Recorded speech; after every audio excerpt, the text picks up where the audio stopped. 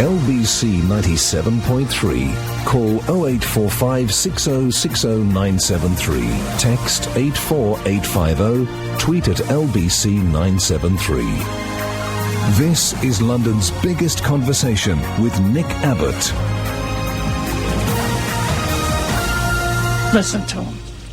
He knows everything. Let the subtext to the programme be people saying thank you. Thank you! To, celebrate the birth of, The Duke and Duchess of Cambridge have delighted well-wishers, it says in this news article, by sending thank you cards to all of the people who wrote to congratulate them on the birth of Prince Whatsit.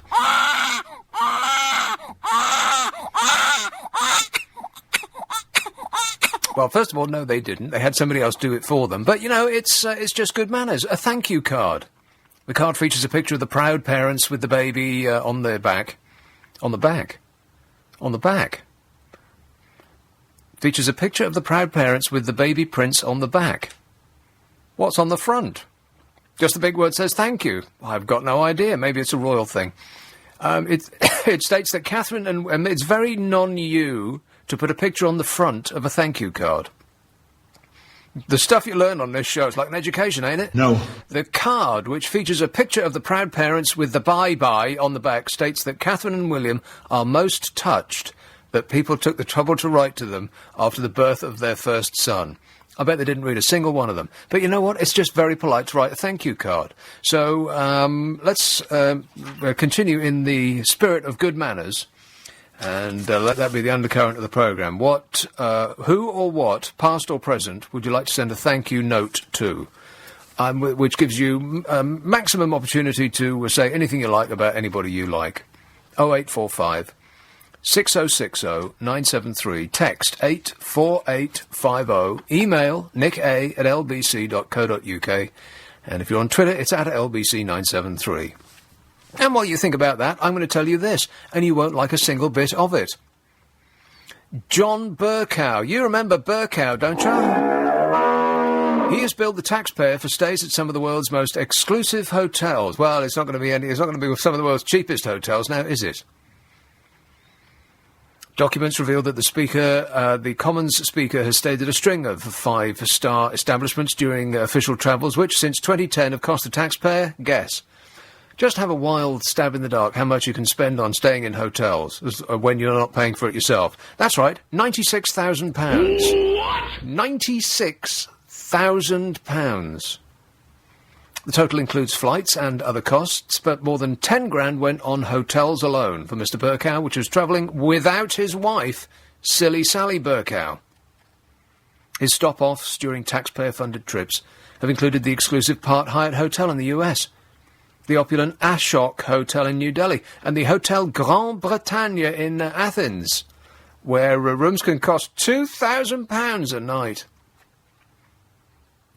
The Speaker and an aide ran up a bill of £1,062 for a 2-night stay at the Park Hyatt in February last year. This is the fellow that was encouraging the rest of Parliament to scrimp and save. The hotel boasts, the Park Hyatt, boasts spa-inspired limestone bathrooms, a skylit indoor swimming pool with whirlpools, and a spa offering facial treatments and a private aromatherapy steam shower. Doesn't that sound fantastic? Especially when you're not paying for it yourself. In the same month, Mr. Burkow and an aide ran up a £491 bill during a one-night stay in the Boston Harbour Hotel, listed as one of the world's best places to stay by Condé Nast Traveller, who know 5-star luxury when they see it.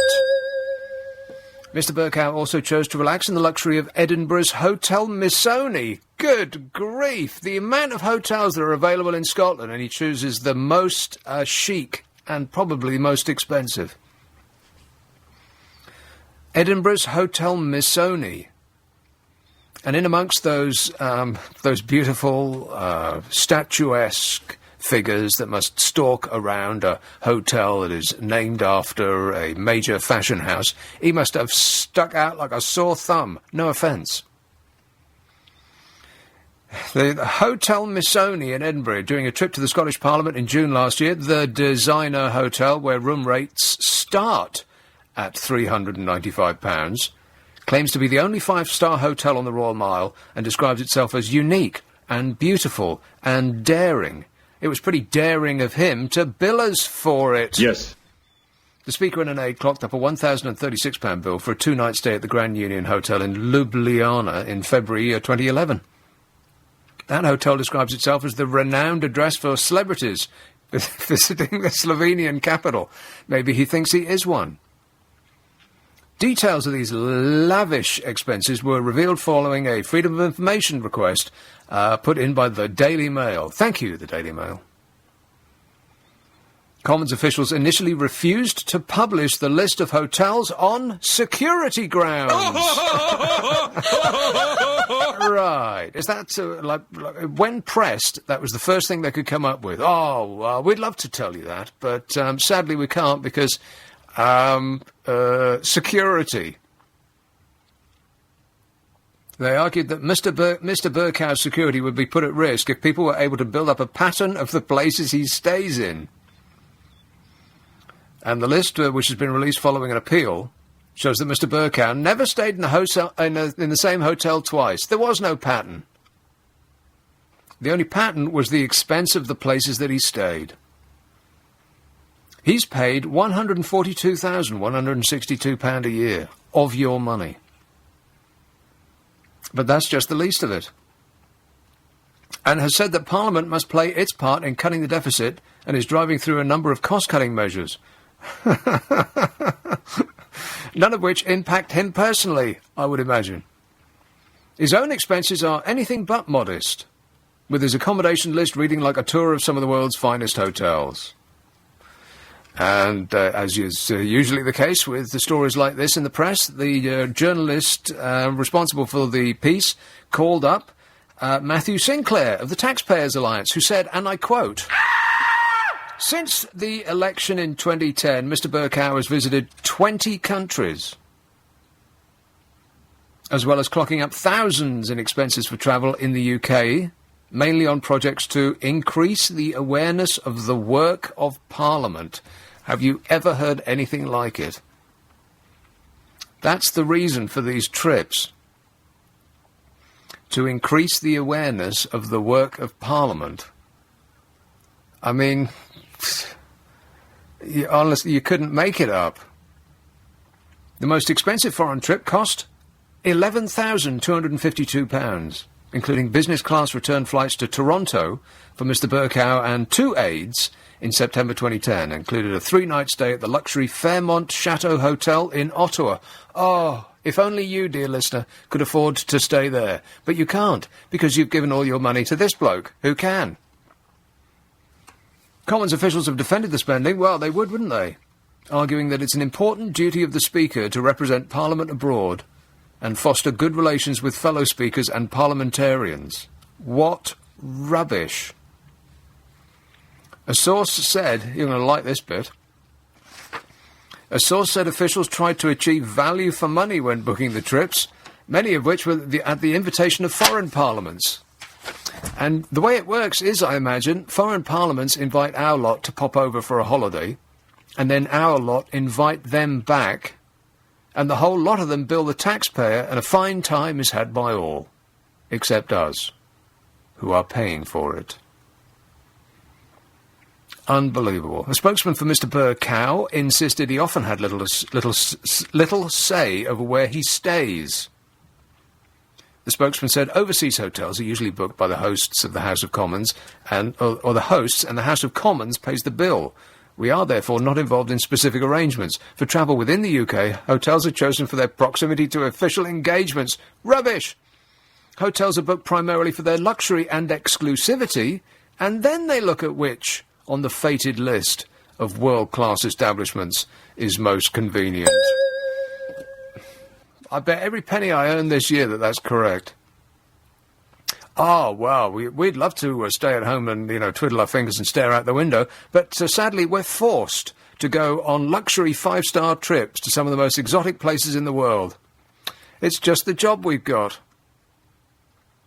In September 2010, he stayed at the Fairmont Chateau Hotel in Ottawa, and then in November that year at the Le Meridian Hotel in Budapest, and then in the following January it was the Sefton Hotel on the Isle of Man, and then the Grand Hotel Ljubljana, and then the Mercure Hotel in Sheffield, where he spent £303. How can you spend 303 quid on one night in a hotel in Sheffield?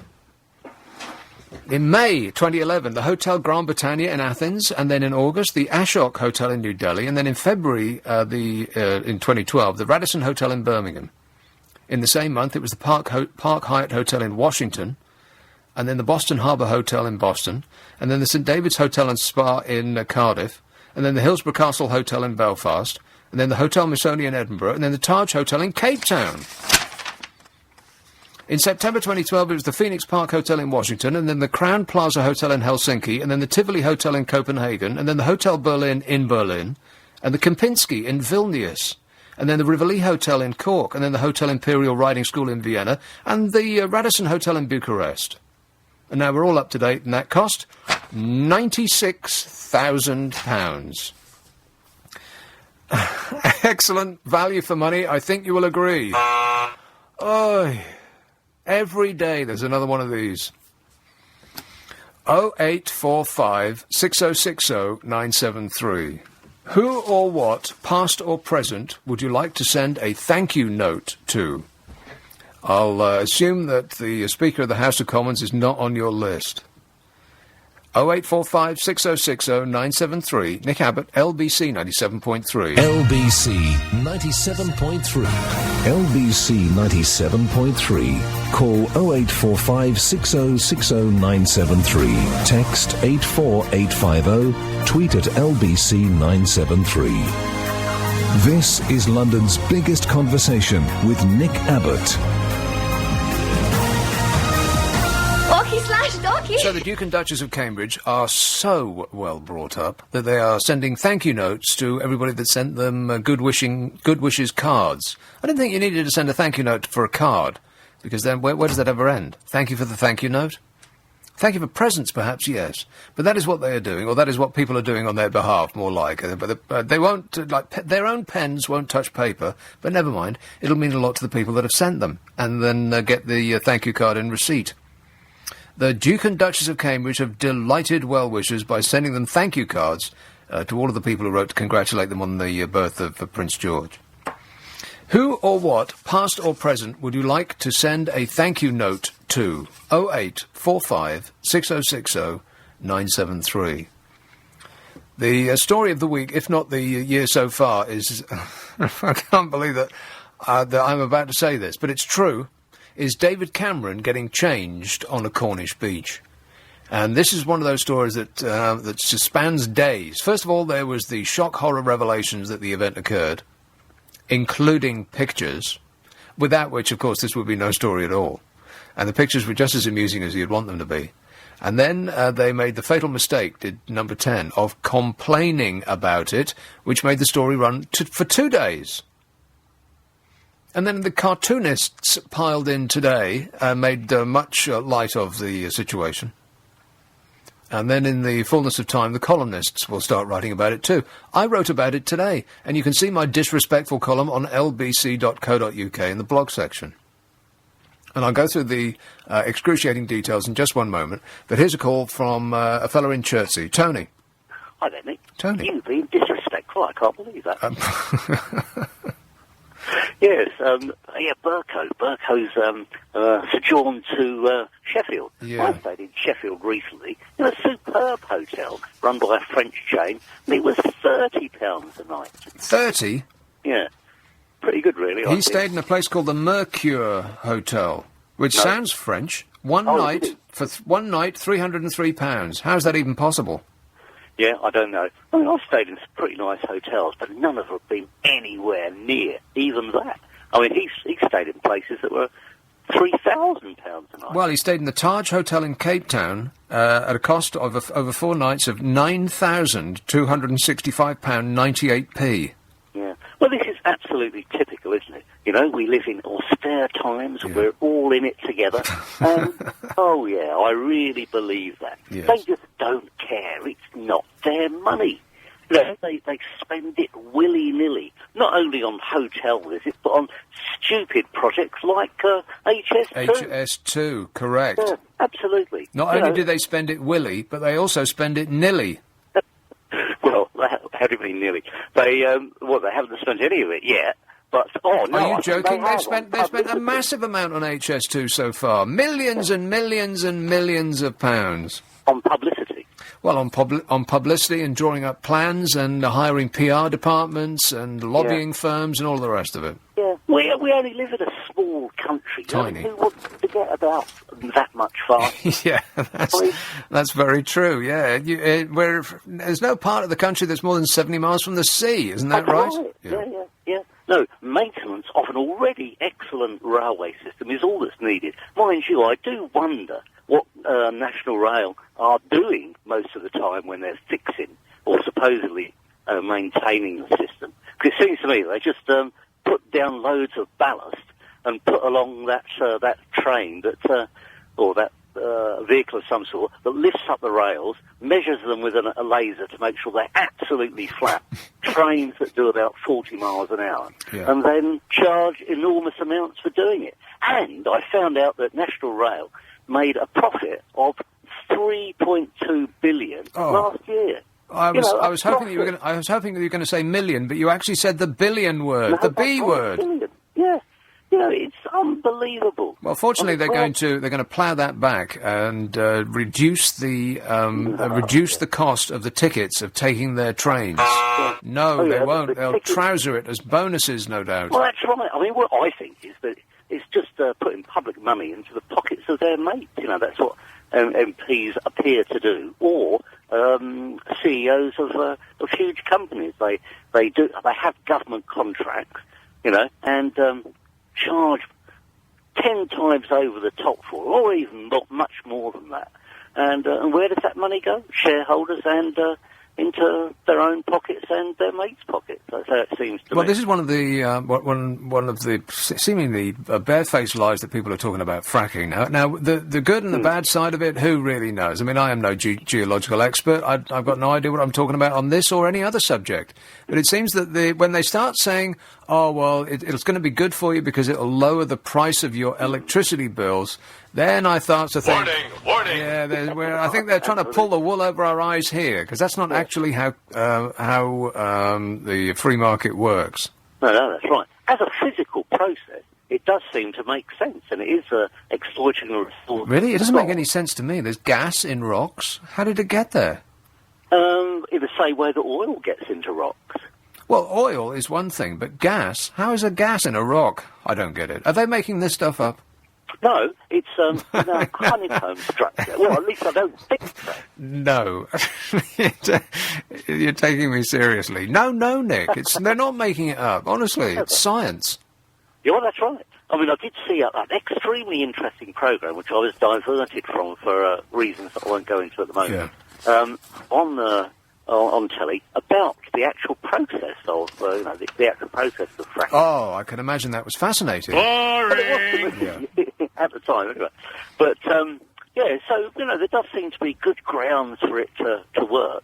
But I always think about this 300 years of coal that we're sitting on as well. And with modern boilers, then, you don't get anywhere near as much noxious gases coming out the flue as we used to. What, greenhouse gases?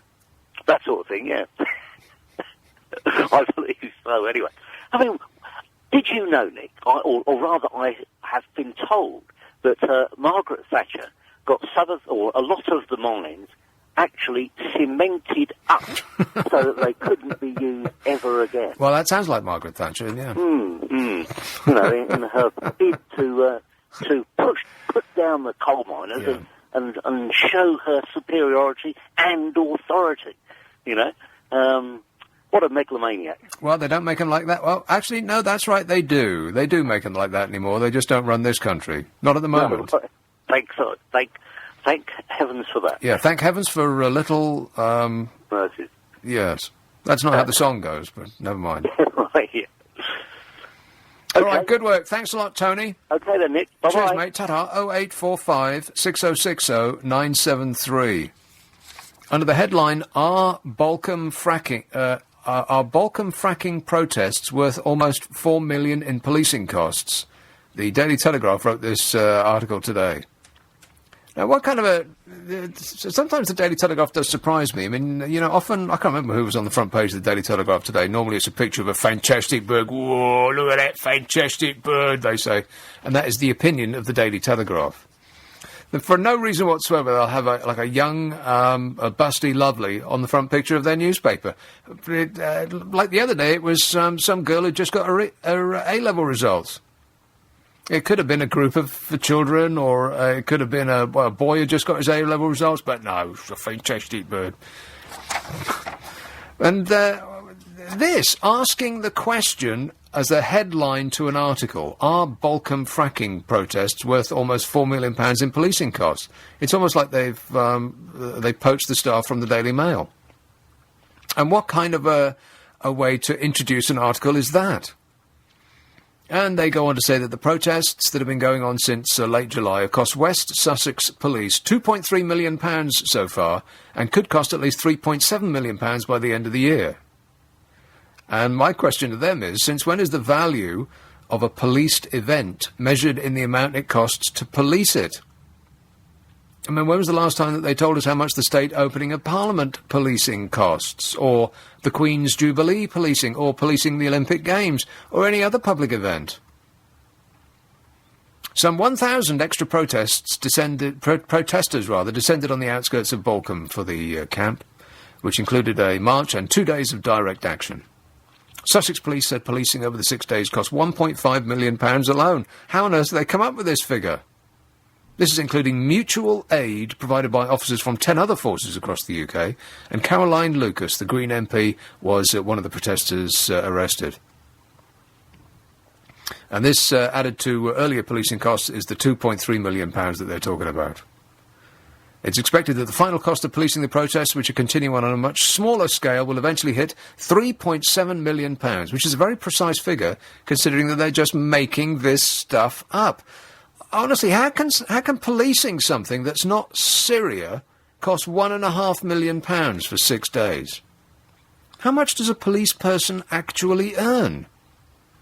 Or is that the cost of the bonuses given out to the PR department that came up with these figures? Anti-fracking activists, as you know, protesting about the energy firm Quadrilla's exploratory drilling operation in the countryside. And since the protests sprang up in the West Sussex countryside at the end of July, amid fears that fracking may take place, 80 people have been arrested, and like I said, including the one and only elected MP for the Green Party, which is pretty rich considering the orgy of financial shenanigans that goes on inside the Palace of Westminster. It's like arresting the window cleaner in a whorehouse. They arrested the MP of the Green Party.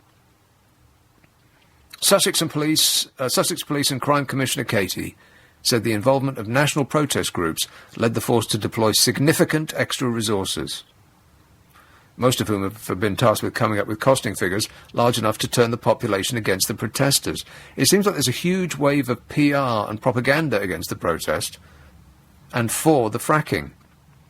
And at first they tried to sell it on the possibility of lower fuel bills, like I was just saying, and when we scoffed at the notion that the energy behemoths would pass on a penny of the profits they make to the consumer, they changed tack, and now it's the cost of the policing the protests that's the focus of their attack.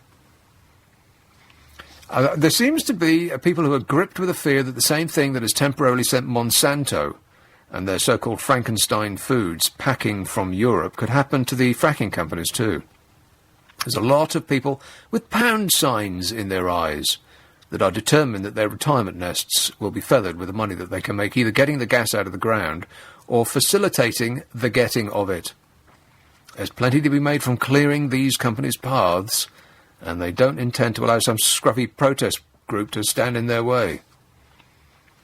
And more anti-fracking protests are expected across the country in the years to come. Most of the wells are going to be in Lancashire, but there are also reserves in the home counties, where they will receive stiff opposition, I betcha.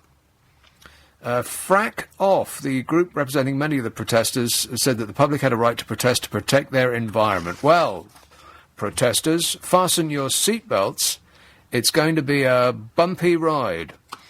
0845 6060 973. Nick Abbott, LBC 97.3 at 10:30.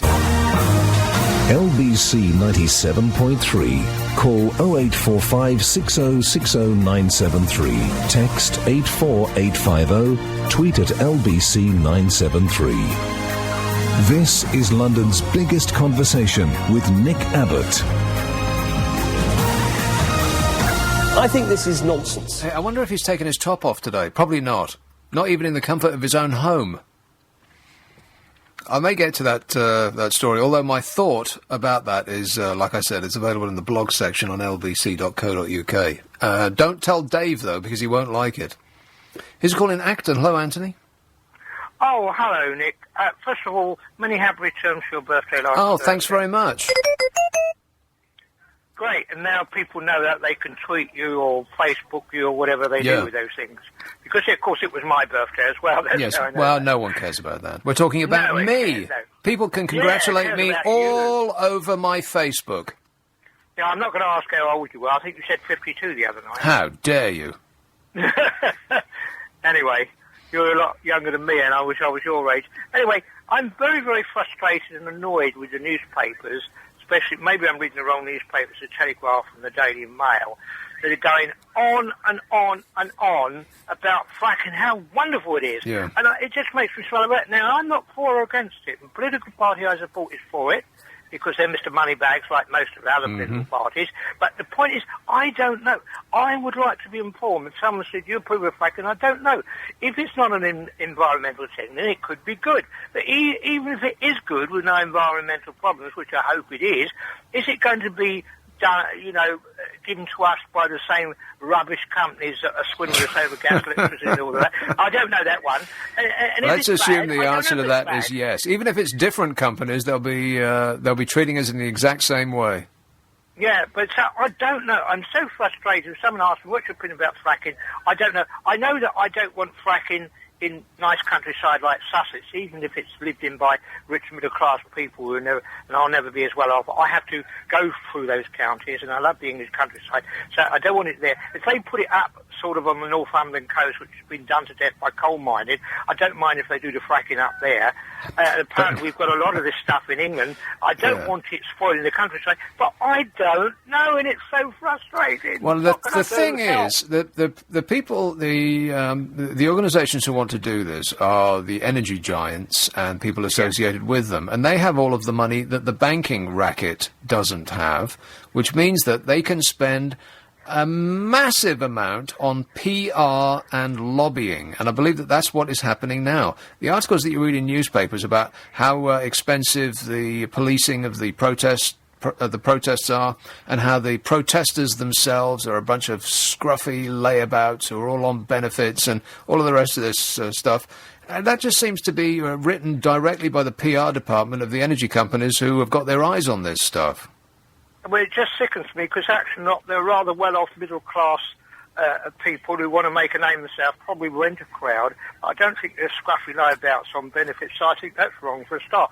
And it's just another gimmick, because the Daily Mail, they brought in, during last week, was some wonderful town in America where there was a lot of fracking going on. It was absolutely a wonderful place to live. Now, I smell a rat. I'm not for the green lobby. I think windmills, and all that green tax, I'm totally against. I think that's a racket, and I think windmills are useless. They're ineffective. I think they're rubbish, quite frankly.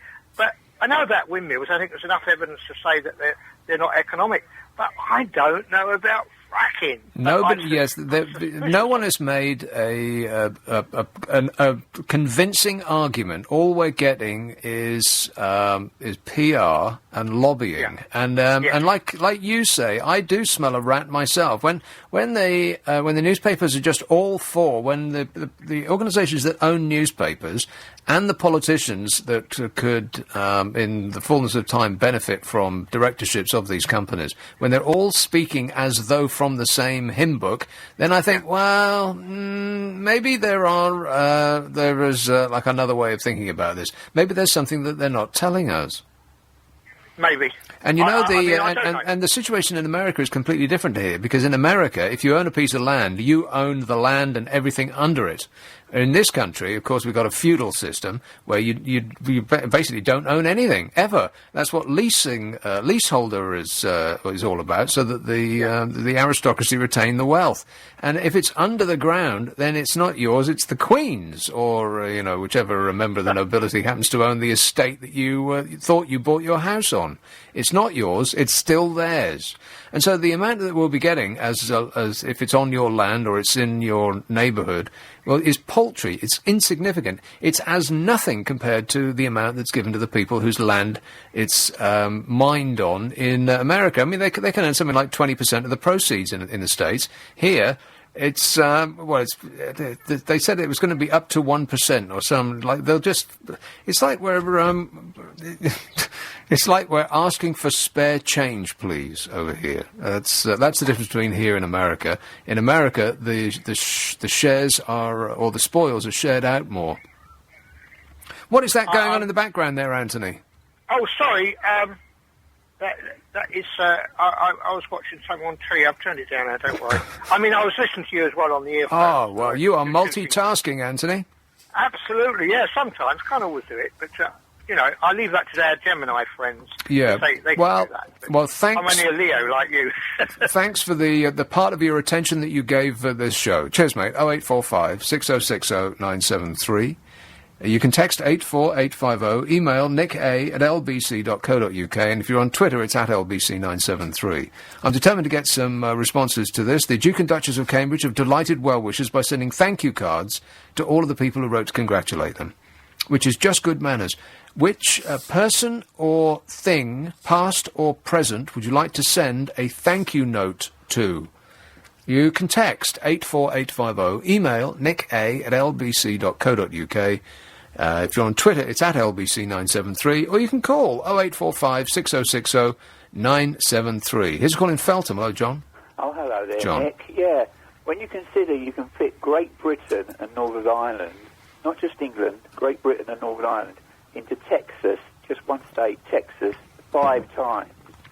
Is that true? 5? This country will only be to produce oil from fracturing that would last probably 3 months. Well, So that's a fact that you just made up. It is a fact I've just made up. I'm just saying we are so tiny,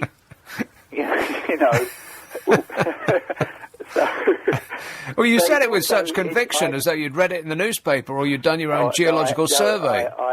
No, it is factual that Great Britain and Northern Ireland fits into Texas. Okay, well, that bit is a may be fact. true, yeah. But the finding of enough shale gas to last us 3 months, you just completely made that up.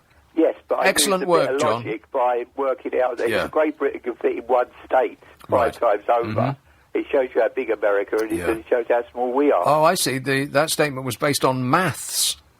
Yes. But it's also, there is a lot of marketing. You're dead right, Nick, about marketing. Yeah. Last year it was reported a new oil field had been found that had about 300 million barrels. And it was talked about as though that means we would have another 30 years of oil. But what they didn't tell us is that this planet uses 500 million barrels of oil a year. So 300 million barrels field that's been found is going to last 9 months. Somebody's using somebody should cut back. Somebody other than us. Other people should cut back. Isn't that always the way? Well, but we're not buying books anymore, are we, where we can regrow a tree? No. We're one's buying e-readers well, now, fortunately, which takes a gallon of oil. No one's reading books anymore. No one even reads newspapers anymore. No, but they're buying e-readers, aren't they? And it takes a gallon of oil to make an e-reader. Does it? All that plastic, yeah. Is that another fact that you just made up? No, that is another fact. That you just made up? No, I haven't made it up. Oh, I see. It's not exactly a gallon. I've forgotten. So, like I said, it's more or less a gallon. You're just pulling numbers out of the air. But I believe it, John. As long as you say it with conviction, then it sounds believable to me. Excellent work. Thanks a lot, mate. All right, bye. 0845 6060 973. Did you know that? Did you know that the UK and the whole of Ireland could fit into Texas 5 times, and that all of the shale gas that we find under the land in this country could only last us for 3 months? That is an actual fact that he just made up. 0845 6060 973. Text 84850. Email nicka@lbc.co.uk. And if you're on Twitter, it's at LBC973. I'm determined to get some response to this. Is there any response so far about the thank you notes? Huh? Not so many. Not so far. Good grief! You must be you must be not. What's the opposite of apologetic? I'm sort of stuck on that word in my mind. You must be grateful. That's it. Grateful. You must be grateful to somebody or something. Who or what, past or present, would you like to send a thank you note to, like the very polite Duke and Duchess of Cambridge? Well, they're surrounded by clouds of people who will do this sort of thing for them, but you could do it personally on this show. 0845 6060 973. And I meant to mention this yesterday, but I wrote a column about it instead, so I'll just talk about it today, because it's just so funny. With just a Mickey Mouse towel to protect his modesty, the Prime Minister struggled to manoeuvre himself into his shorts while on the sands in Cornwall the other day. The bright red sunburn on his chest also suggested that, like many others, he had made the mistake of not applying sufficient sunscreen. You hear that? He's not even smart enough not to get sunburned in Cornwall, and yet he's running the whole country. What could possibly go wrong? Oh, no. The 46-year-old Mr... Is that all he is? 46? The 46-year-old Mr. Cameron appeared at ease as he strolled shirtless along the beach at his fourth holiday destination of the year. What? 4! I suppose it's okay. He appears to be running the country as a part-time job. He strolled along the sands looking relaxed and healthy. That's what it said in the Daily Telegraph, looking relaxed and healthy. Well, one of those two may be true. They actually said that, healthy, under a picture of Desperate Dave with his top off. I mean, look! Mr. Cameron seemed to go virtually unrecognised on the packed beach. Well, he ain't unrecognised now. He's a keen tennis player and a regular jogger, and has often said that keeping trim is his personal goal. Well, we'll add that to all of the other personal goals that have come and gone. But like Journey sang, don't stop believing. Rock and roll! 0845 6060 973. And like I said, this story would have died had he not taken the very unwise step of complaining about it. A row has broken out between Downing Street and 4 national newspaper editors over their decision to publish candid pictures of David Cameron on the beach. Saucy snaps. Number 10 contacted editors to try to persuade them not to carry the photographs, which showed a sunburned, bare-chested Prime Minister struggling to put his bathing trunks on under a towel. Why would you do that in public? I mean, I can understand why ordinary, normal people would do that in public, because they went to the beach in their formal wear and they needed to get into their rakosi. But he's not a normal person. He's the manager of the country. Isn't he surrounded with people who would advise him not to do this sort of thing? I mean, somebody's got to get fired over this, surely, because he apparently is unable to to literally think on his feet. I mean, he's in public, he's on a beach, and he's changing into his swimming costume with only a child's towel to hide his modesty. Craig Oliver, the Prime Minister's Director of Communications, urged editors to respect what he called a binding agreement to leave Cameron in peace during his Cornish holiday. Well, he's only had 4 this year. Must be exhausted. Most agreed not to publish, but 4 papers, the Daily Telegraph, the Daily Mail, the Times and the Daily Mirror, ignored the plea. Well, this can only go one way, can't it? When number 10 takes on the might of the Fourth Estate, only one winner will emerge. Craig Oliver, the Prime Minister's Director of Communications, argued that editors had broken an agreement in which Cameron posed for the press at the beginning of his holiday in return for leaving him alone afterwards. There's no such thing as being left alone when you're managing the country. The editors did not agree that such a deal existed. Well, they were faced with such delightful pictures. They wanted to share them with us. And we took one look and thought... I think as one, we all thought, oh, is that what he looks like without his top on? How a well-tailored suit can hide, all sorts. Folds and bulges and everything. So the editors did not agree that such a deal existed. They said, what? And all gave the pictures big exposure. Even bigger, I bet, because the Number 10 complained about it. With headlines and copy that ridiculed the Prime Minister for his reddened skin, choice of towel with a Mickey Mouse logo, and awkwardness in putting on his swimming costume. And Number 10 has written to the editors with a note that said, and I quote,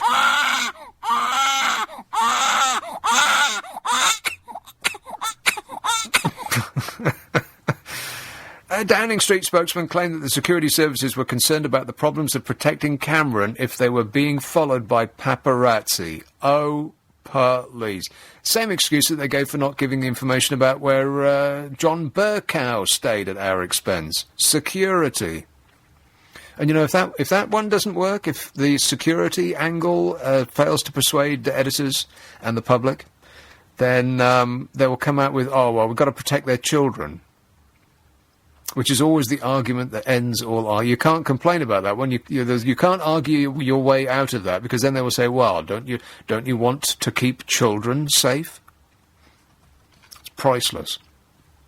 One of the editors of one of the papers said the pictures were funny. Of course, we wanted to use them. The Times referred to a strategic use of a Mickey Mouse beach towel to preserve the modesty, if not necessarily the dignity, of the greatest office of state. There was nothing dignified about it. You looked like a dope. The Telegraph thought Cameron, with slick back hair and sunglasses, bore a resemblance to the actor Steven Seagal. And the Mirror's article, under the headline, "The economy isn't growing, but the PM certainly is," described him as the rather portly Prime Minister, who was, owing to his sunburn, looking more red than blue. All of the papers alluded to the fact that it was the Prime Minister's fourth holiday destination this year. And you know what? They're about to come back. Isn't it September the 2nd, something like that? They're coming back from the 8 months that they have for their summer holidays, during which they're spending a lot of time working in their constituencies. No, they're not. And I think they spend less than a month back at work, with inverted commas. Whatever the hell it is they do in the Palace of Westminster, get drunk and show up for Prime Minister's Question Time once a week. Who knows what they do for the rest of the time? I have no clue. Select their youthful lithe assistants based on their pulchritudinity. Is that a word? Pulchritudinity? Their pulchritudinousness. Yeah, I'll go with that one. Yeah, their pulchritudinousness. They're back from the September the 2nd, something like that. I think it's a Tuesday, because, why work a whole week when you come back from 8 months on a break? And then they spend less than a month, and then they're off on holiday again. Can you believe it? Would we miss them if they were gone? No. Here's a call in Chiswick. Hello, Milan. Oh, Milan. Is there anybody out there? I'll assume that the answer is no. Some texts and emails. Strange Fruit LDN tweets to say... What? Oh, I see. This is... You're giving me people's names. How very polite. Strange Fruit LDN tweets... Nick, I'd like to send leading politicians a card to thank them for tackling poverty in the UK. I guess I'll be waiting a while. I see you're being sarcastic. Max says, I would like to thank the benefit system in this country. Despite its shortcomings, it saves lives. Without the benefit system, how would people survive in times of need? Thank you, Job Seekers Allowance. Not a hint of sarcasm there. And another one says, thank you, David Cameron, for showing off your upper torso. You made me feel good about mine. Have you ever considered quantitative squeezing? There's a call in Chelsea. Hello, Tina. Hi, good evening, Nick. Tina. I've just pointed at you tonight, actually, because I enjoy listening to you. Now, when you said, basically, you were talking about David Cameron as he is different, he has a title, but surely to goodness, he is still a human being, just like you. You may want to change your swimwear someday. Yeah. He's just a human being, and they're plagued with the paparazzi. It's not because they want to be followed, they're actually, their privacy. They don't have privacy in their lives at all. Well, if you are the Prime Minister of the country, if you are leading the nation, then I think one of the requisites of the job is that you give up your privacy if you're changing your costume on a beach. Oh, come on. What is it nowadays? My goodness, you've got people dying all over the world that would give their arm to be changing their costume on the beach.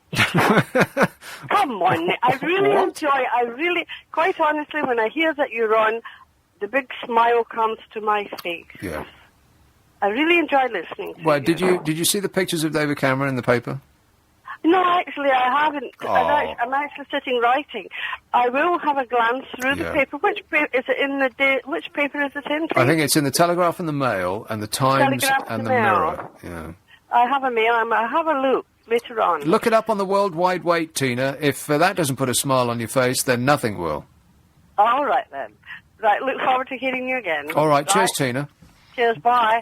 It's very upset.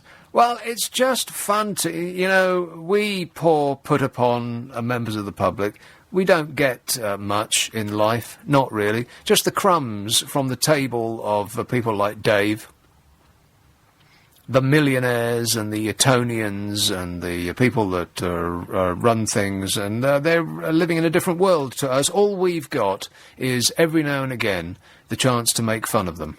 And it's not going to affect them one way or the other. Their lives will still be gilded, and ours will still be moribund and pathetic. So don't take that away from us as well. It's all we've got. Let's have a call in Bounds Green. Hello, Tony. Oh, good evening, Nick. Tony. Yes. Are we on speakerphone? No, I don't know why you keep asking me that. Well, it sounds like you're talking with your head in a bucket. Well, I am, actually. I was okay before the programme started. Yeah. But, then you stuck your head in a bucket. I can understand that. Yes, and I'm covered nice as well. Yeah. I'd like to ask the question, how many people actually know how you get from A to B? Someone comes up with this theory on fracking, and they discover that they can extract gas from rocks. Yeah. And suddenly, without any process that I'm aware of, it's suddenly being practiced. So how do we get from A to B? Now, if we look at MPs... How do we get from A to B? You mean, how does something discovery. the discovery itself? Yes, we have a theory.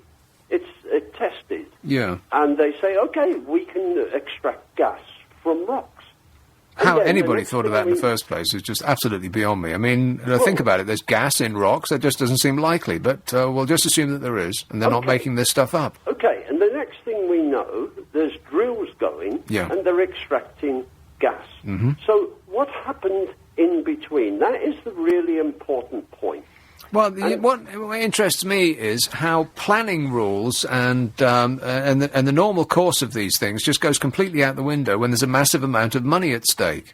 I mean, how many times has people listening to this applied to their local planning department for permission to increase the size of their kitchen, or stick a room in their loft, want a dormer window, or something utterly insignificant like that, and the planning department will wait forever. You know, there was some sort of law, and then almost everything that the government does has the opposite effect to that which was intended. And they said that all planning must be decided within something like an 8-week period, or 13 weeks, or something like that. Okay. And so, wait a minute. And so what the planners did was they worked at the exact same speed as they always did. And if they didn't get around to looking at your planning application, they would just, at the period in which they had to provide a response, they'd just say no without looking at it, thereby adhering to the rule of law. Yes, But if I'm looking to extend my kitchen, neighbours will receive a letter and they'll be asked their opinion. And it will exactly. But if you want to frack in your back garden, Tony, then you just go right ahead. Well, this is the point I'm making. That somebody came up with a theory. I don't know the name of the person or persons who did. And the next thing you know, without the public and MPs quite possibly being aware. Then they're doing it, exactly. It's all about the money, honey.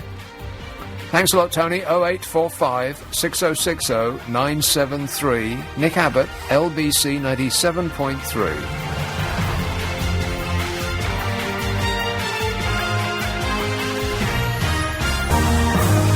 LBC 97.3. Call 0845 6060 973. Text 84850. Tweet at LBC 973. This is London's biggest conversation with Nick Abbott. Words, more words. Let me throw something else into the mix. Is the life of being a school-run mum boring? There's a former apprentice runner-up, you know that stupid You're Fired game on TV, called Katie Hopkins. Now, I've got no idea who this person is. I don't watch that dreadful programme. But she's taken on mothers doing school runs, saying they are a very bad word beginning with B, because their lives are so boring. That is what she said. Speaking in the light of the guilty conviction of 2 British schoolmothers who were arrested for assault following a brawl at the gates of their children's school. Katie, I blame the parent. Oh, it was the parents. Katie took part in a debate on Australian MSN News Service. This is Katie Hopkins, the former apprentice runner-up. And discussing the conviction, Katie said that it was no surprise to her that the mothers had been brawling, especially given that groups of women are intrinsically unkind to one another, and that the lives of school-run mums are so monotonous. She said, having too many women in one place is never going to be a good thing, is it? She said a lot of it is because their lives are pretty boring. They go from the school gates to the coffee mornings with the same mums and back to the school gates, and if that's all you do in your life, you're going to want to have a scrap every now and then. And the journalist who was doing the interview said that she thought that Katie was wrong, that there is, in fact, a real sense of camaraderie between schoolgate mothers. Is that true? She said if Katie's experience of bitchy, there is the B word, bitchy school mums is a reflection of the messages she sends out herself. She says Katie's experience of bitchy school mums is a reflection of the messages she sends out herself. She says, I've never experienced it. I've had a positive experience with all the mums in my school. Katie countered that she felt that schoolgate bitchiness was intrinsically cliquey, saying that if you share enough of your problems, you fit in. But if you work, if you have interests, then you are hated with a passion and a fury. Is life boring being a school-run mum, is my question. 0845 6060 973. I'd like to continue and maybe get a better response to this thank you note thing. The Duke and Duchess of Cambridge have delighted well-wishers by sending out thank you cards to the people who wrote to congratulate them on the birth of Prince What's-It. Who or what, past or present, would you like to send a thank you note to? And on that subject, here's a call in Chiswick. Hello, Milan. Hi, Nick. I wish I could contribute to being a school-run mum, but unfortunately, I can't do that. No, you fail on at least one specific requirement. Yeah, unless there's something you'd like to tell us. Well, Nick, after all these years... Yeah. Dun, dun, dun, who'd I... Oh, yeah, but do you know Katie Hopkins is also the one who said that you can decide a person's... Well, you can decipher a person's class by their first name. Well, there's some truth in that. I mean, if a woman's first name is Bonjella, then she's not going to be of the nobility, is she? No, but yeah. And so she's saying people she should want to avoid her kids playing with people called Chardonnay and Wayne. But if they're called, but Well, she seems to give good value for money. I mean, you know, her every pronouncement is met with horror and amusement in equal measure. It sparks a big debate, and she's hated a lot. I mean, a lot of vitriol on YouTube clips and the internet. So now, is she hated mostly by other women, or I can't imagine that a single man has said a word about her? No, I get the impression she's hated a lot by other women. Well, other women, yeah. But it's got that competitive streak. Well, you know, we always think that men are the ones with a competitive streak, but I think that women are equally competitive. And in much the same way that men are competitive with each other, women are also competitive with each other. I bet that if you go out to London's fashionable Leicester Square tonight and tiptoe over the puddles of puke, as I had to do on exiting the building last night, then you'll find that there's a lot of women who are dressed for other women, not necessarily for men. I bet that that's true. Yeah, it's true. And women, my female friends have told me that when they dress up to impress other women. Yeah. So say, hey, here's a statement. I was at Leicester Square last night for Fright Fest, which was happening all weekend. So, do you know what that is? What's Fright Fest? It's a festival at the Leicester Square Empire about all horror films. So, The Leicester Square Empire? yeah. Oh, the Empire. Oh, is that still going? Yeah.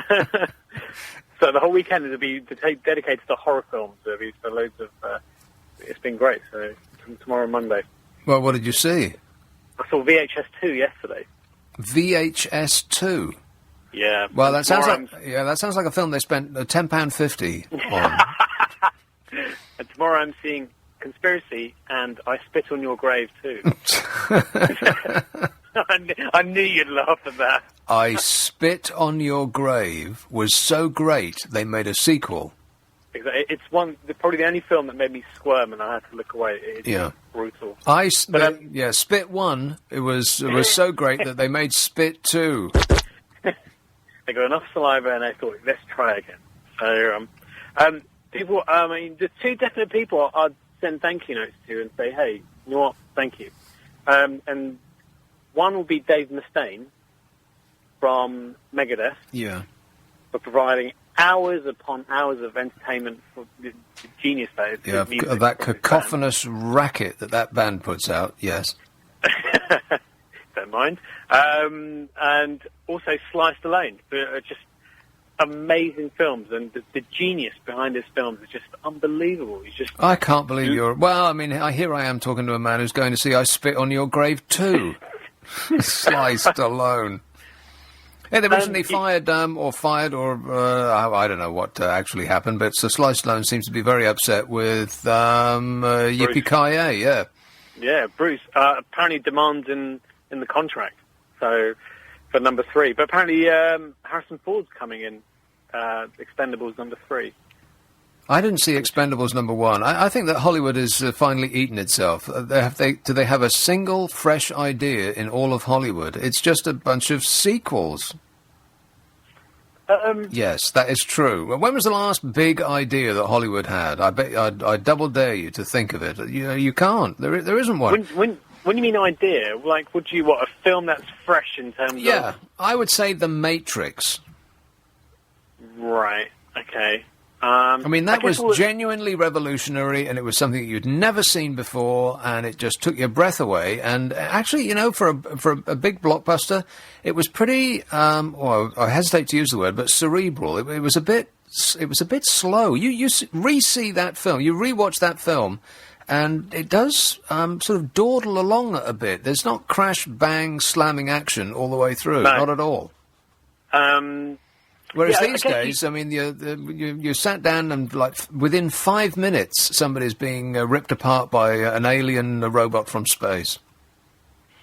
But I guess with any kind of decade, you're going to get a film which spawns loads of derivatives of that film. Like, for example, Halloween. Like I Spit on Your Grave, for instance. I Spit on Your Grave. Like, Halloween was absolutely fantastic. You must remember Halloween. And then from that, there were loads of, like, awful slasher films made from that. So you're going to get great and awful derivatives of certain films. And I guess, like American Pie and from that you'll get like these. Well, the gross-out comedies, yeah. Yeah, like jock comedies of teen. But that's that isn't really a great step forward in the history of cinema, is it? Really, that's just a slightly ruder comedy than we've had previously. I mean, I'm talking about an actual fresh idea. Hollywood wouldn't recognise a fresh idea if it parked itself on its face. Did you see the interview with Matt Damon and Michael Douglas about Candlebra? No. Because they were slamming the Hollywood bosses big time. Well, it's always been the case, and the same thing that grips Hollywood bosses is what grips television executives in this country, and it's fear of making the wrong decision, which is why everything looks like everything else. Which is this sequel blight is because nobody wants to say yes to an idea that hasn't already been tried and tested before, and it's the same reason that we get the same presenters on television shows over and over and over again. Is because nobody wants to put somebody who hasn't been okayed by the public on another show, and so so there's like about 10 people who do every show on television. And I think Nick Lyndhurst from 94's North was saying there's no backing up of original ideas and seeing it through. It's all about the quick money. Unfortunately, what we're talking about is that everything is run by frightened committees, rather than one megalomaniac with an idea, with the taste and the power to actually push things through. If decisions are being made by a group of people around the table, then nobody wants to be the one that stands out. Nobody wants to say anything controversial. They're all keeping their heads down, and the result is the boring vanilla tripe that's on the cinema screen and on TV all the time, with the exception of the Empire Leicester Square this weekend, which is a world unto itself. It's same with 24. Apparently, it was going to be pulled halfway through the first season. What? And then I've read that somewhere, or I saw an interview, and they persisted, and it was that was it. That was Kiefer Sutherland said that because it took off in the UK. That's what got the bosses to support the next season and the season after that. And Keith Sutherland said, thanks to the UK, otherwise it just wouldn't have taken off. Well, I am stunned. That's one of the great... I mean, as far as great leaps forward in entertainment, 24 was one of those. I mean, that was a fantastic series of television programs, and they were going to pull it midway through the first one. And filming starts for the next season in January. Well, they're going to make another 24. Yeah, except it's going to be 12 hours, not 24 hours. So it'll be less, it's going to be halfway. So it's going to be, I think each hour will actually cover 2 hours rather than one. Huh. And Where did you read that? Where did you read that? I read Chloe O'Brien's on my, you can like someone on Facebook and their page, so she does loads of updates, and so on the update, a newsfeed. Yeah. Chloe O'Brien, her real name, Mary Lynn, whatever.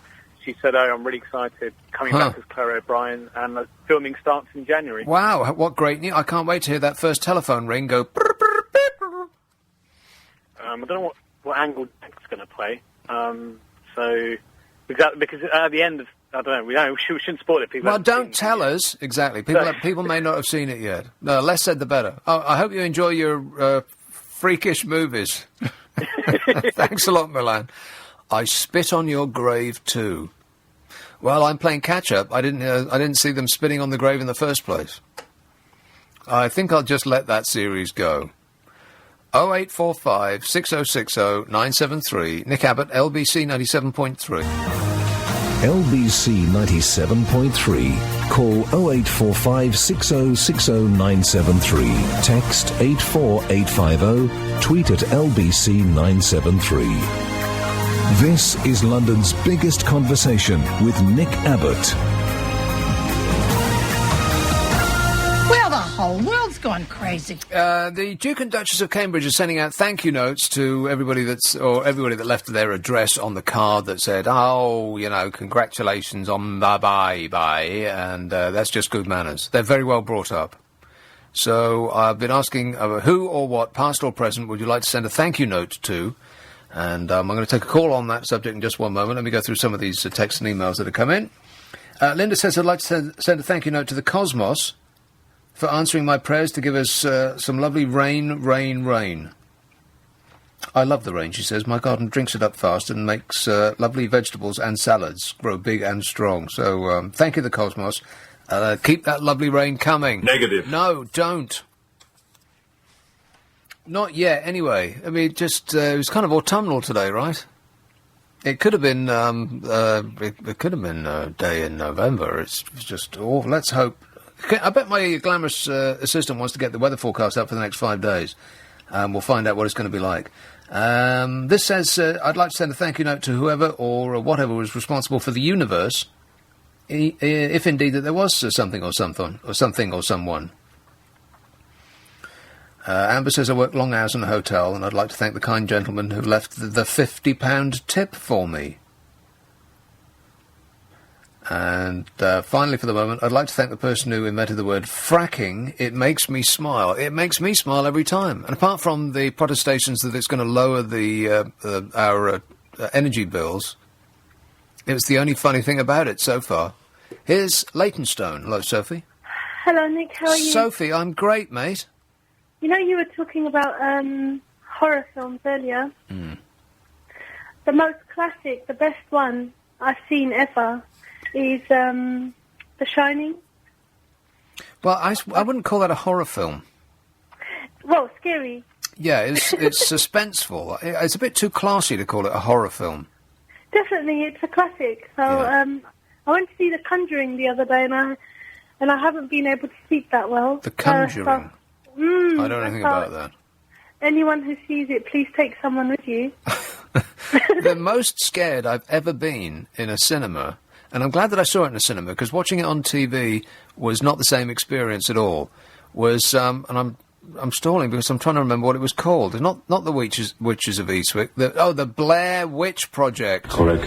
I saw that in a cinema knowing absolutely nothing about it, and I think it was on, I think I was coming back from the fireworks, and I saw it in Upper Street in Islington. There's a little cinema there, and the cinema was absolutely packed, and I've never been more gripped with fear at any time in my life. I was absolutely terrified.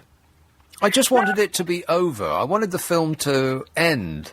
And I think that's part of the experience of a horror film and a comedy, like both of those genres, is that it's the experience that you get is magnified if you see it in a room full of people. Definitely, but I've only ever seen about 3/4 of that, but I agree that... What, you never got through to the end? If I remember correctly, one of the protagonists was looking up in horror and then it finished. Is that the end? No. Oh, then I didn't see it till the end. I can't even...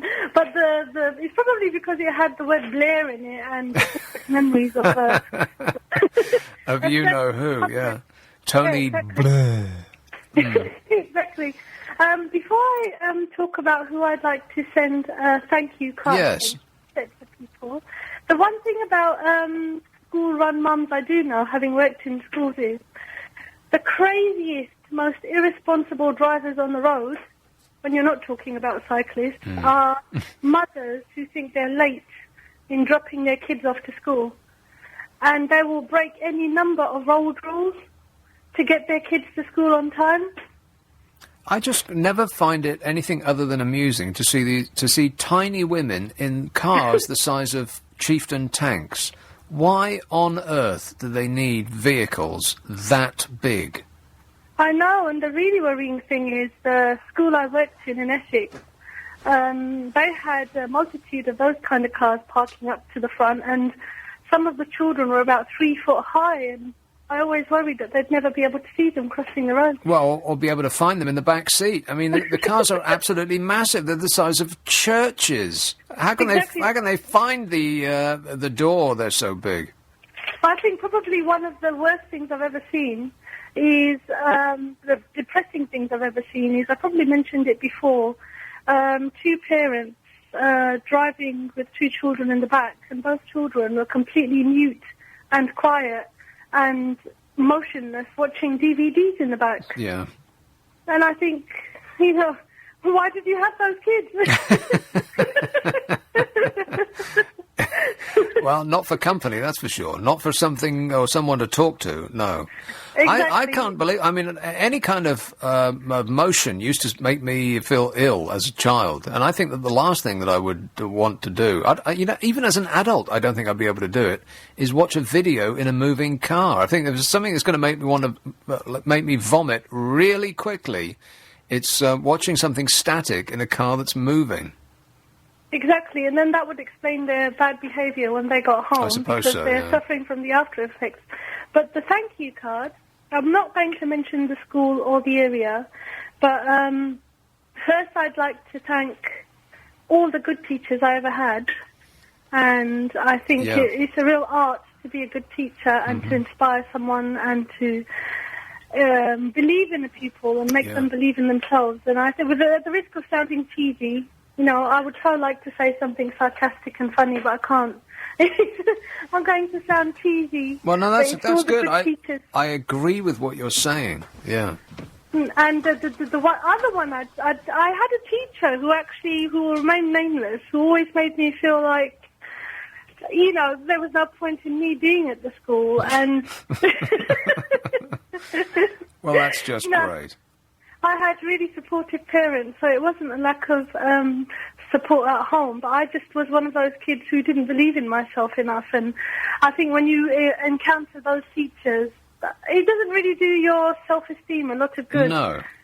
And I think I'd like to send him a card, because I'm starting my teacher training in September. Well, I hope that it goes well, Sophie, and I hope that you become one of those teachers that inspires your charges to go on to great things. My kids are going to be the most well-behaved, respectful, civilised, wanting to learn kids. Well, good luck with that. What age are you going to be teaching? Primary school. Oh, okay, you'll be okay. Most of those won't come armed. You'd be surprised. I suppose so. In a tough primary school. In Leytonstone, you may be right. Leytonstone's lovely. Invest in body armour, Sophie. I will. Thanks a lot. 0845 6060 973. That's a good suggestion. Probably everybody listening to this owes at least one teacher in their life a thank you note. You can text 84850, email nicka@lbc.co.uk, and if you're on Twitter, it's @lbc973, but the phone number 0845 6060 973. Many things to talk about. We've been discussing fracking. We've talked about David Cameron with his top off. Thank you notes. I'd like that to continue, a little hint of positivity. I know that a radio audience don't really like that sort of thing, and that moaning is more their thing. But every now and again, why not just try something like this? Who or what, past or present, would you like to send a thank you note to? And is this woman, this former apprentice runner-up called Katie Hopkins, who is new to me, but perhaps you are more familiar with her, is she right when she said that mothers doing school runs are bitchy because their lives are so boring? Is it boring being a school-run mum? 0845 6060 973. Here's the weather forecast for the next 5 days, and it's like, well, it's not disastrous, really. It's certainly not going to be like it was today, or so they say. But then keep in mind that these are meteorologists, these are weather experts, and so what do they know? Tomorrow, 22 degrees and cloudy.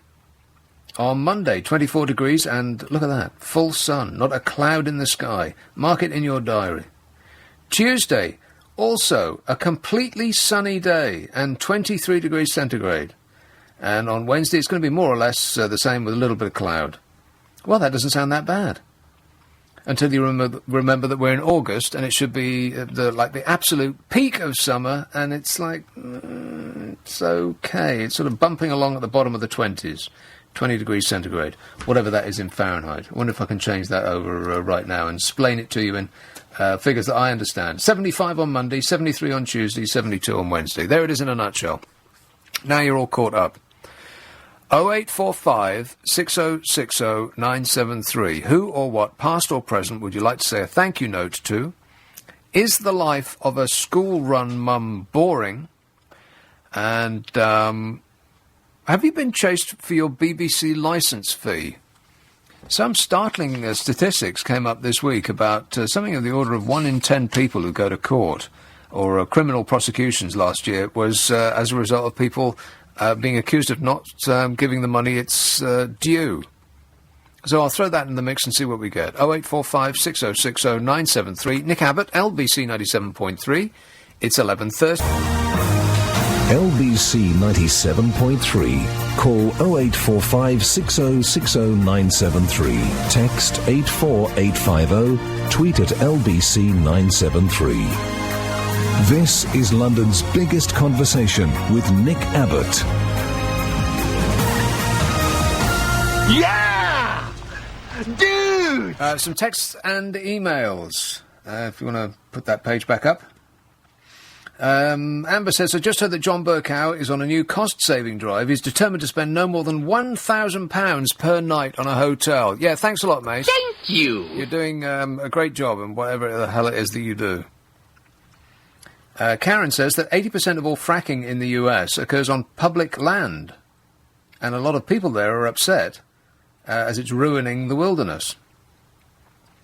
And on the same subject, I have an affinity with this fracking business, as I produce a lot of gas, which causes numerous people to complain and protest, says that understandably anonymous texter. The phone number 0845 6060 973. Who or what, past or present, would you like to send a thank you note to? And is the life of a school-run mum, actually boring? And have you been dragged into court by the BBC, who apparently this week we found out was responsible for more than 1 in 10 criminal prosecutions last year, as the number of people taken to court for non-payment of their television licence reached a new high. More than 180,000 people, almost 3,500 a week, appeared before the magistrates' courts, accused of watching television without a valid licence, which at the moment costs £145.50. I can't believe it. 3,500 people a week. More than 1 in 10 criminal prosecutions last year in this country was because people were accused of not paying their BBC licence fee. And this figure has been steadily rising as TV licensing, which is responsible for catching and prosecuting non-payers, becomes more determined in its approach. But with magistrates handling a total of almost 1.5 million cases a year, it means around 12% of their workload is now being made up of TV licensing offences. Well, the whole world's gone crazy. The rise in prosecutions also comes against the backdrop of the BBC executive payoff scandal, which saw the corporation pay £60 million in severance deals, enough to pay more than 412,000 licences. And anyone who watches television as it's being broadcast must have a valid TV licence for their home, regardless of whether they watch it on the internet or on a traditional TV set, or regardless of whether they actually watch the BBC at all. It is possible to claim an exemption if you can demonstrate that you only watch television programmes via the various catch-up systems available on the internet, such as the BBC's iPlayer. Well, what kind of a stupid system is that? Why? It's the same programmes. That's absolute madness. There's a loophole that they're bound to close. Last year, 155,000 people were convicted of not having a valid licence and received a fine as a result. But it's actually worse than that, because unlike the payment of, or the non-payment rather, of utility bills and parking tickets, which are treated as civil matters, those who refuse to pay the TV licence receive a criminal record. It goes on your permanent record. The maximum penalty for non-payment is a £1,000 fine, but anyone who refuses to pay or is unable to pay the fine can end up in prison. In recent years, 70 people have been jailed for non-payment of fines associated with TV licensing offences. And there are now growing calls for TV licensing issues to be dealt with as civil prosecutions in order to free up the courts to handle more serious matters. Yes. Lord Pearson, the UKIP leader in the House of Lords, is sponsoring a bill to decriminalise the non-payment of the licence fee. He said it's outrageous that so many people are brought into the criminal justice system. I believe that, by these means, I believe that non-payment should be treated in the same way as a parking ticket. It's absurd that the courts are being clogged up by such a minor offence, but it's hard to disagree. Tory MP Steve Barclay is a member of the Public Accounts Select Committee, which has closely scrutinised spending at the BBC, said, "It's interesting to look at these figures against the backdrop of recent vast payoffs made to BBC executives. You know what the average payoff was? £164,000. Not pay off. Some executives got more than £1 million in severance deals. It's truth. Well, it's a good job they've produced television channels with so much to watch on them, eh? I can't think of anything I watch on the BBC. I'm pausing because I'm really trying to think. The Fall, that was absolutely superb, but I would imagine that was American money because it had that woman off the X-Files on it. What else? Oh, you know what they had, which was absolutely superb? They had a 2-part documentary about Woody Allen. And it had that fellow who always shows up, that guy who looks like Garfield the cat. And he always shows up at the beginning of like art programs on the BBC. And, and here's the thing. And it appears as though he's presenting something that he has made personally, or he has had somebody make on his behalf, as though he has got something to do with it. But he didn't have anything to do with it at all. We paid, presumably, for him to go to New York to say, and here's a film about Woody Allen. And, truth, I have no idea how much that cost, but we can only imagine. And the BBC had nothing to do with the making of that programme at all. It was the equivalent in America, PBS, the Public Broadcasting System. But him sticking his face at the beginning of the programme sort of made it appear to people who weren't really paying attention as though that the BBC had made this programme, but they had nothing to do with making the programme, according to the credits at the end of the show. The average payoff at the BBC, £164,000, some executives getting more than £1 million in severance deals. Meanwhile, says Tory MP Steve Barclay, you have hard-working people being taken to court and given criminal records for non-payment of their licence fee. And like I said, I mean, try and think of anything that's on the BBC that's actually worth the licence fee. I'm really struggling. University Challenge. It's never been the same since Bamber Gascoigne left. I can't think of anything.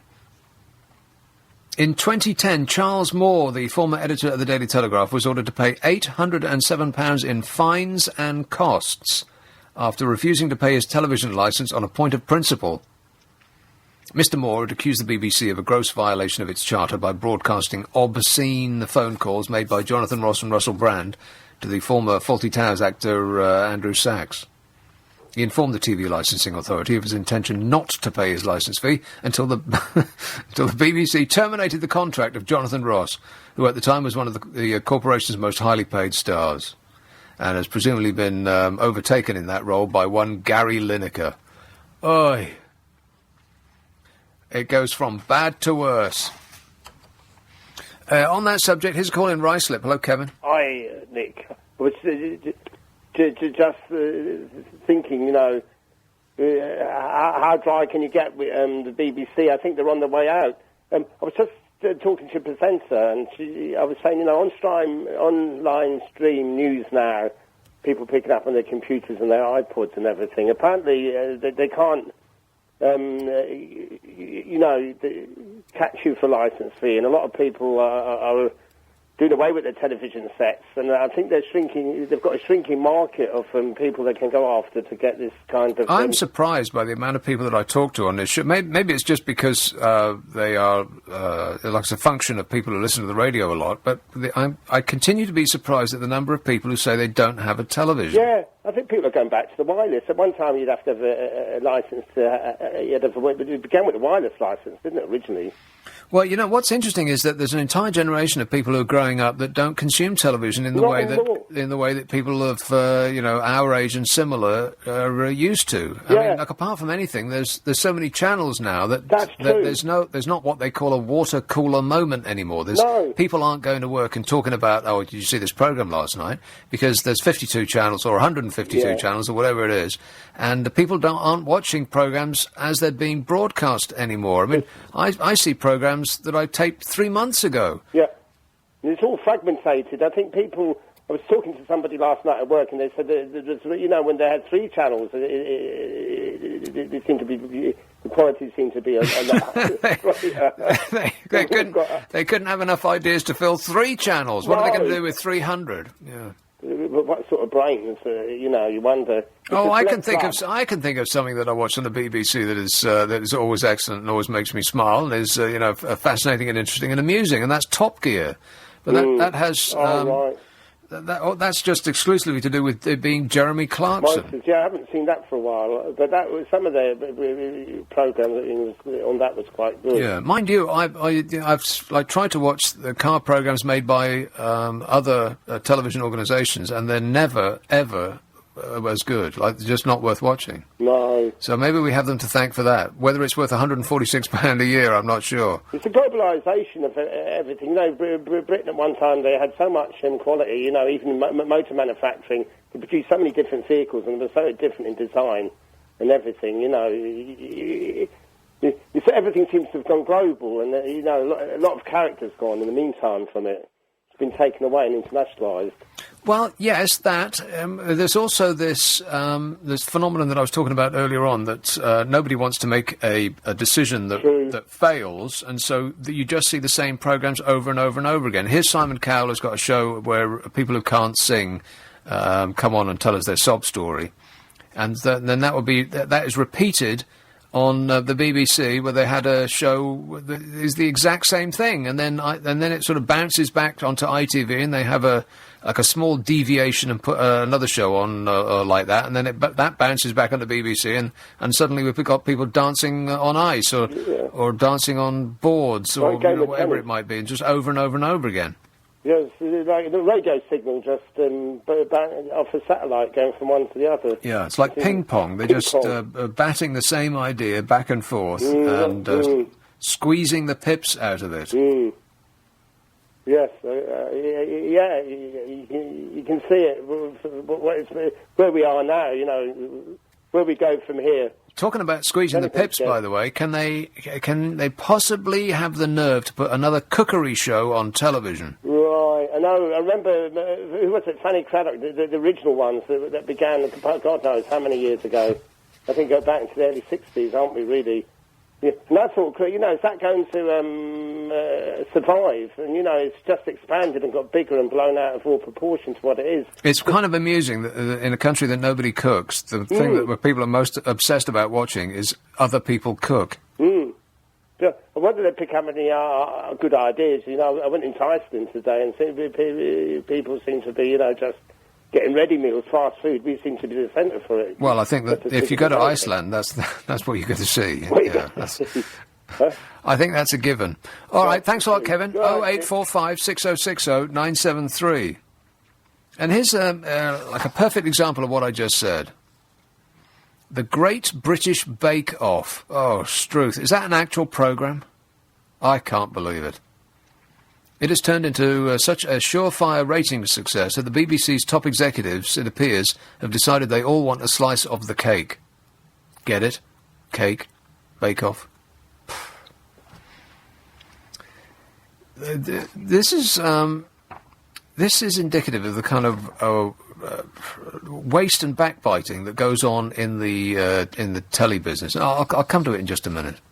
Great British Bake Off. A ratings success. I bet there's not one single person that watches that show that has baked a thing in their lives. But I'll get to that in just a minute. 0845 6060 973. Have you been taken to court by the BBC? Is the life of a school-run mum boring? And who or what, past or present, would you like to send a thank you note to? All of these things. 0845 6060 973. Nick Abbott, LBC 97.3. LBC 97.3. Call 0845 6060 973. Text 84850. Tweet at LBC 973. This is London's biggest conversation with Nick Abbott. Here are the studio calls flashing up on the indicator. Yes, let's go to Croydon. Hello, Maxine. Hello, darling. How's your cat? My what? Your cat. Cat?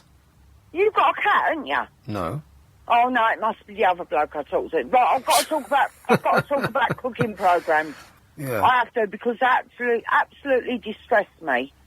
Right, I must admit I did follow one program and I did cook a meal. Now, what it said is, you have all the ingredients in your cupboard. Well, I looked and I never. All right, they say that's a hand, but they're not. What were you missing from your cupboard, Maxine? Well, I had the bleach. That was one Bleach? thing yeah. What were you making, a Molotov cocktail? Well, Bleach? I don't know. No, I did have most of the ingredients, but the main one I never had, which was the meat. But that's all right. We don't worry about that. Now, what they should do, in this day and age, most of us are working so many hours, it should be ready meal cook, right? So what you do, you have a challenge. You go to your local supermarket and it's buy one ready meal, get your second one free. Now, trust me now, because I've done this, go into your local supermarket where it says get one meal, buy your second one free. You'll get your first meal because you love that meal. You'll stand there for 10 minutes looking for the second meal that you actually want free. That's what's going to happen. I guarantee it. Because you ain't got to cook it. You just got to sling it in the microwave. Yeah. 10 minutes on 800 watts. But that stuff's rubbish, though, Maxine. Why would you force feed yourself that tripe? Yeah, but you've got to, because sometimes when you work the long hours I do, don't. darling, you've got to. No, you don't. You can spend half... that Jamie Oliver fella, he cooks a meal up in 10 seconds flat. Does he? Yeah, because he's been shopping 3 days earlier. That's the reason why he does it. See, you don't tell people things like that. Right, but you're obsessed with these cookery programmes, right? You just can't stop watching them, am I right? I tell you what, I do like the programmes like... Am I allowed to say some of them? Of course you are. Right, like Come Dine With Me. That I like, because that's normal people. That's normal people that try and do what chefs do on the telly, but they mess up drastically. Right. Come Dine With Me. What's that, then? It sounds like a reality TV programme. Let me guess. Somebody cooks a meal, and then other people come and eat it, and then they mark it out of 10. Is that right? Yeah, but you know what? Is that right? Most of them, that is it. Did I get that right? You did get that right, because I do believe one of your people there did go on it one time. Who? Name and shame them. I think it might have been, but I might be wrong. I think it was James Ball that went on it. James Bourne? Oh, he is fantastic. Mm-hmm. James Bourne. He did go on it. Yeah. I think he did go on it. I never missed James Bourne's show. And who's the guy? Now, I don't really want to say this, but I better. Who's the guy in the morning that insults everyone? That nice man. I love him. Well, you'll have to narrow that down for me, Maxine. Well, I don't know. It's on early in the morning. Yeah. But just as the sun is rising. Oh, that fellow. Steve Allen, you mean? Yeah. I'm sure he was on it, and I don't know, one of you was on it. That I do know. The guy in the morning that insults everybody. Yeah, that sounds like Steve Allen, yeah. Yeah, that's it. But it's brilliant. And I tell you what, but what annoys me is, you go round, they don't want to eat the food, they just want to look round your house. Well, see, why? See, that's not a cookery program. That's a freak show. If it is as I have described, then it's a freak show. It's not a cookery show, Maxine. But that bake-off thing you're going on about. Oh, Struth. Now, what is that? Describe that to me. Sizzle it for me. Now, I can't describe it because I've never actually watched it. But this is my sum up of it. Right, I know. You don't know anything about it, but that doesn't stop you having a strong opinion. Yeah, right. So what I'm going to say, what it is, all these people stand around and they try and bake a cake. Lovely. they do it on a TV programme. Do they do it when they go on? No. They don't. No one They does. ain't got the time. No one bakes anything. I tell you what, if you get one person that comes on your show tonight and says, I've actually cooked one of them cakes, it was lovely, I will challenge you to tell them to cook it and send it in to you, because that ain't going to happen. I will say... Yeah, that's what I will say. And if they do, can I come up there and have some of it? Because Absolutely. I think it'd be absolutely terrible. Absolutely not, Maxine. No, I'm alerting security to make sure that you definitely don't get in the building. There's no need for that, is there? Cheers, my dear. 0845 6060 973. The Great British Bake Off. I have no idea what it's like, but I just don't like it. That much I know. It's turned into such a surefire rating success that the BBC's top executives have all decided that they want a slice of the cake. Now, this is... knowing nothing about it doesn't prevent me from having a strong opinion, and this appears to be everything that's wrong with the BBC. The controller of BBC Two has hinted that the show could be poached not by the ITV or Channel 4, but by somebody else within the BBC. They're fighting with each other using our money as a weapon. The show could be poached by the corporation's main channel next year after rival executives started sniffing around in the wake of its recent popularity. Janice Hadlow, who earns £235,000 a year as the head of BBC Two, revealed that the new controller of BBC One, Charlotte Moore, may soon take Bake Off away from her channel. Like I said, they're fighting with each other using our money as a weapon. Miss Moore, who was the first to commission Bake Off in 2010, it's true, has it been going that long? How could I have missed it? By design.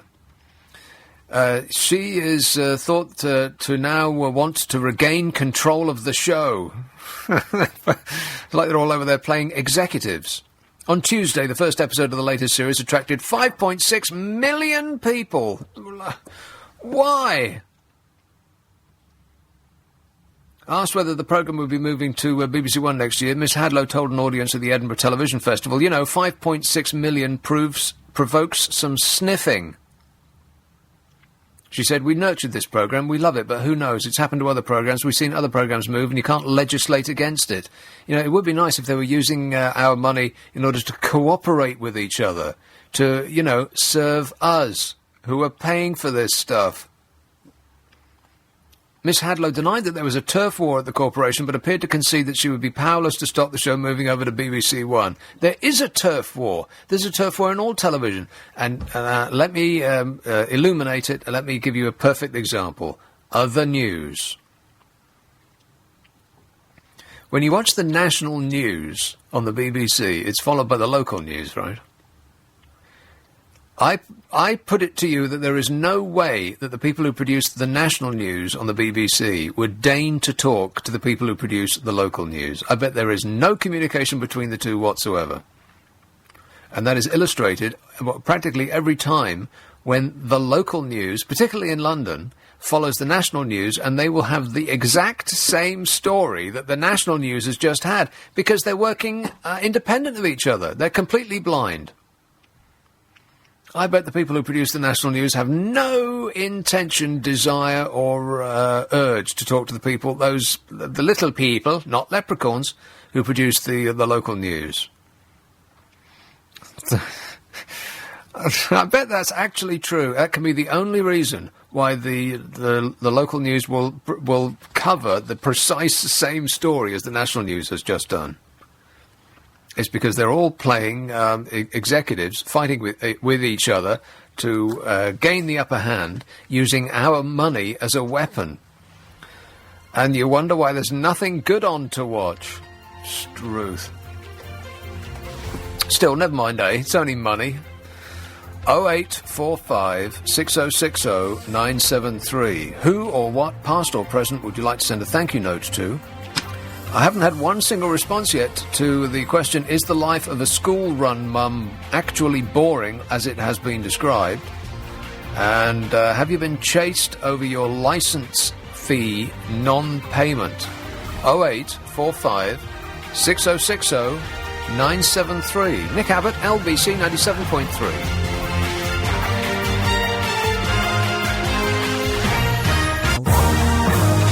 LBC 97.3. Call 0845 6060 973. Text 84850. Tweet at LBC 973. This is London's biggest conversation with Nick Abbott. Would you mind telling me what this is all about? Yes, my dear, it's about thank you notes. The Duke and Duchess of Cambridge, Will's and Pippa's sister, have delighted well-wishers by sending thank you cards to all of the people that wrote to congratulate them on the birth of their bye-bye, which is just good manners. So who or what, past or present, would you like to send a thank you note to? Any suggestions on text and email at all? Ah, yes. I'd send a thank you note to Robert Baden-Powell, his wife Olave. Is that right? Olave? And his sister Agnes for starting the scouting and guiding movements. Says Hockey Pucky. Okay. Mandy says, having visited Bletchley Park this week, I'd like to say a thank you to the unsung heroes and codebreakers who were not recognised for the work they did to shorten World War II. Incredibly, so many of them kept what they did a secret for so long that close family members do not know what tremendous work they did. If you haven't been, it's well worth a visit. Bletchley Park. Thanks, Mandy. I'll stick it on my list. And Terry says, I'd like to send a thank you note to Isambard Kingdom Brunel for being a brilliant engineer. He should be made a Sir with a post-honourness knighthood. Do you want to check the, I think editing would be, just edit the text and the emails before you stick them up, because otherwise I sound like a dope when I read them live. With a post-honourness knighthood. That's almost certainly not right. Here is a call in, and speaking of somebody who went to Brunel University, I couldn't agree more. Here's a call in Ilford. Hello, Roger. Hi, Nick. How are you doing? Good, thanks. Yeah, I totally got bored, by the way. I've been waiting for 25 minutes. Oh, poor baby. I'll put you on hold, shall I? I had my flatmate who was drinking with me. You what? I had my flatmate who we were having a good time. Yeah. I got carried away with 20 minutes, and now he's just gone to bed, so I'm all alone. Did you really call up to just complain about how long you've been put on hold? No, I wanted to, the original customer was like, who do you want to thank you? Yeah. Yeah, I had a spirited answer. Basically, I wanted to thank Woodrow Wilson. I wanted to thank the Federal Reserve of New York. And I wanted to thank the Chicago Mercantile Bank. Would you like to know why? Well, I don't know. You've put me on hold now. We're waiting for the answer for, several seconds now. And, would you like to, though? I'm kind of bored already. Yeah, go ahead. Tell me. Okay. I want to thank Woodrow Wilson for enacting the Federal Reserve Act. And I want to thank Federal Reserve Act for bringing us the income tax. And I wanted to thank Chicago Mercantile Bank for giving us the derivatives. Just thank them all. It has to be done. Yeah. You know, at the end of the day. But that's not really an explanation. It is, though, isn't it? Well, I don't know. I mean, how has that helped? How has it helped you, Roger? Pioneering and all that comes with it. It's about the free market. Right. Oh, because the free market has worked so well so far for it's about the freedom, isn't it? Yeah. Oh, yeah. Freedom. Okay. Thanks a lot, Roger. Enjoy your freedom. He's spending his money by living in Ilford. That's how much money he's made. Enjoying his freedom. Right. 0845. He's one of life's winners. No offence to the people of Ilford, but, 0845 6060 973.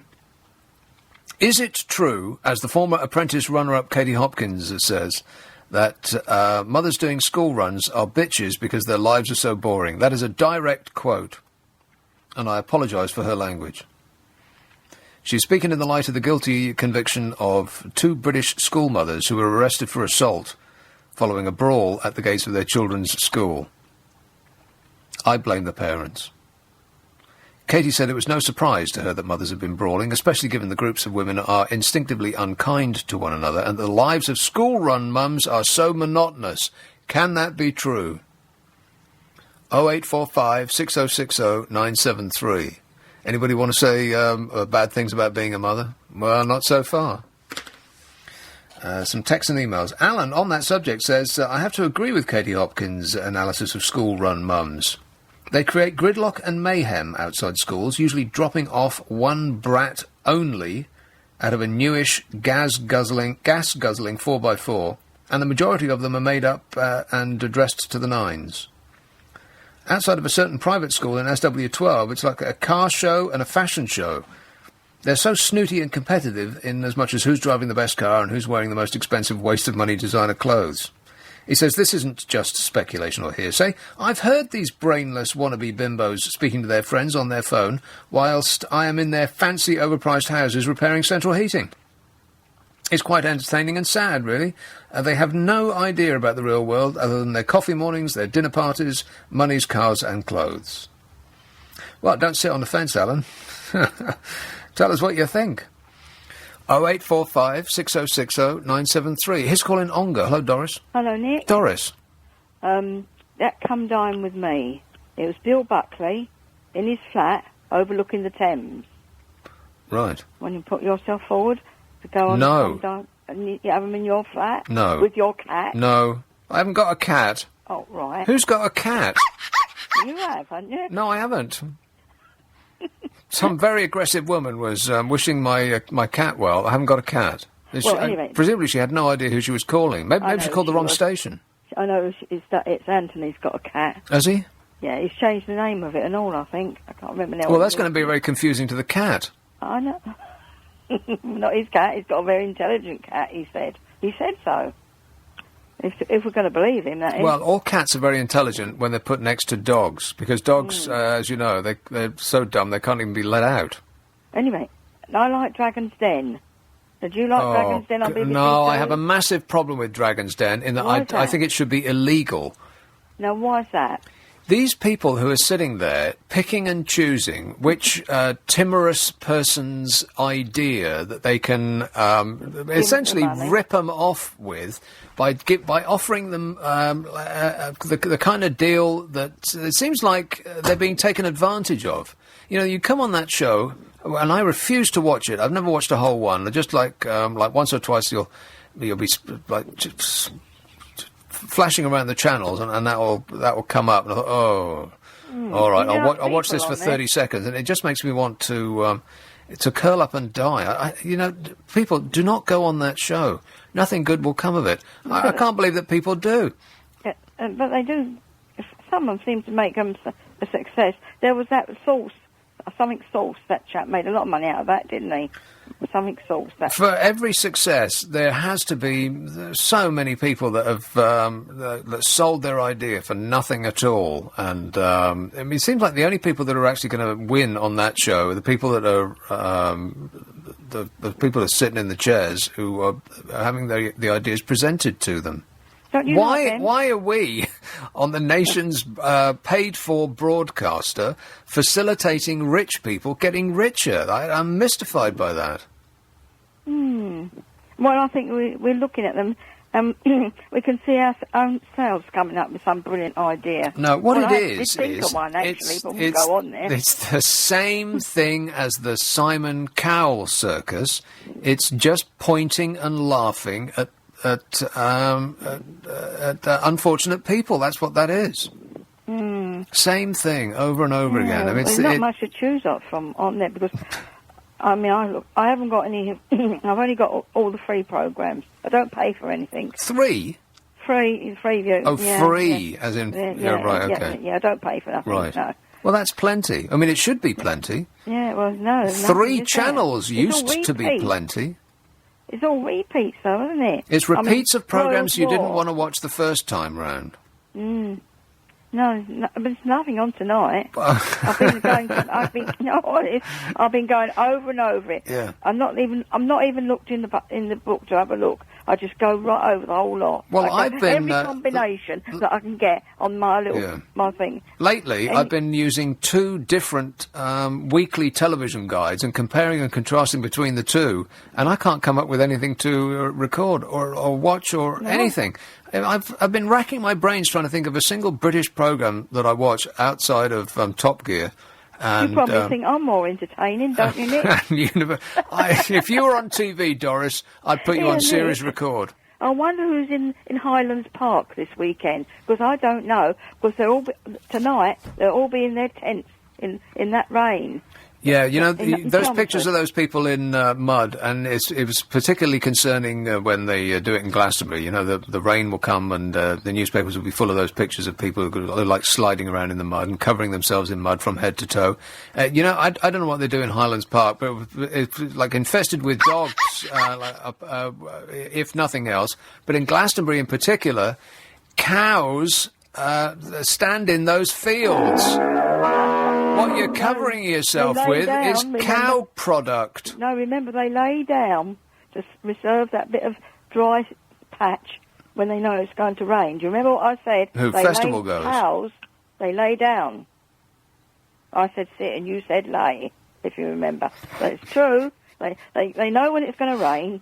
I don't know if they can smell it, I don't know. But they know when it's going to rain, and they lay down, so they've got a dry patch. Well, that's great. Excellent. Let's get them on the TV. Clever. They can do the weather forecast. You always know when it's going to rain. Just look at the cows. Right. Haven't you heard that saying? Look at the cows. That's not a saying. And you know it's going to be raining. Right. I don't go along the country, because I'm right in the countryside here. Ongar? Yes. Yeah, I'm surrounded by countryside. I can see the cows from my bedroom window. If you say so. But I can't see them. No, I can't see them well enough to see if they're laying down or standing up. Right. I'm not that close to them. It's a field outside my window. Well, don't they lie down when they sleep? I don't know. Yes, I must do as well. No, I don't know. Do they? Do you know that? Well, I'm asking you. I don't know a cow well enough, you see. Wow. Okay, well then I'll introduce you. Listen, I really don't know them well enough. Yeah. But I have noticed that when it's going to rain, they do lay down. Yeah. They do. You when you're out in the countryside. Well, I'm never going to the countryside. Come out to Ongar and you'll see it. Guaranteed. I am definitely not going to all laying Ongar. down. Not now. Not ever. Never. You want to go on that steam train before I don't. they take it off. You know I do that. not want to do that. I've heard it today. I can hear it. I don't know who's gone. See, the on thing it about today. steam trains is they're amusing if you're standing on a platform and they go by. But if you're on one, you're just on a train. There's no indication that you're in a steam train at all. You're just on an old, uncomfortable train. You can smell it. Oh, the smell of it. Yeah. Yes, you can smell it. The smoke gets into the every department. Yeah, exactly. The smoke and the burning hot ash, which fills your eyes as though someone So you know has you was on it. has shoveled it in. Smell it. Uh-huh. Right. You know you was on it because you could smell it. Yeah. Wouldn't you? So there you are. You know you're on the steam train. Right, we're talking about take trains, not advantage of cows. it. What? You must take advantage of it and come out to Ongar. Treat yourself, Nick. No, I'm definitely not going to do it. I'm going to treat myself by not going to Ongar. Nick. £13 there and back. Too I don't know blooming there and much. back. Right. No, I think it might be one way.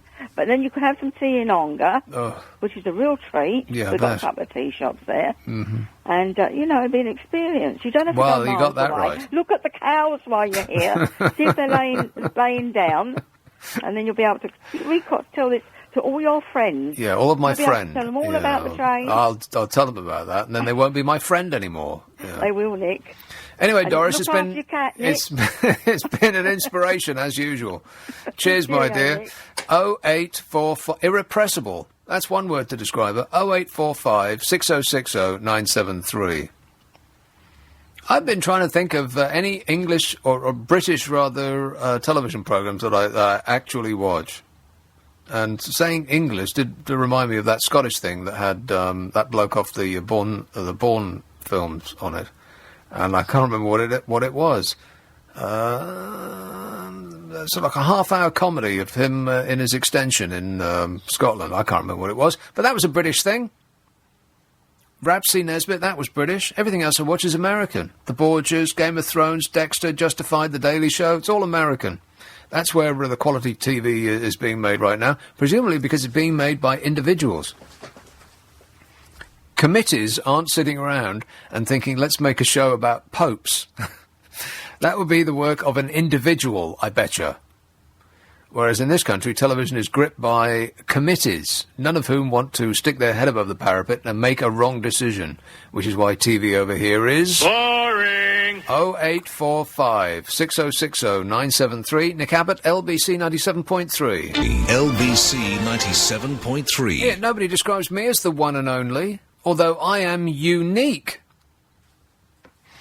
Here is Romford. Hello, David. Hello, Nick. David. Hi, I wanted to thank a couple of people on your thing. Oh, yes. This is because the Duke and Duchess of Cambridge are sending out thank you notes to everybody that said good luck with the bye-bye. Well, some of mine are posthumous, I'm afraid, but nevertheless... That's fine.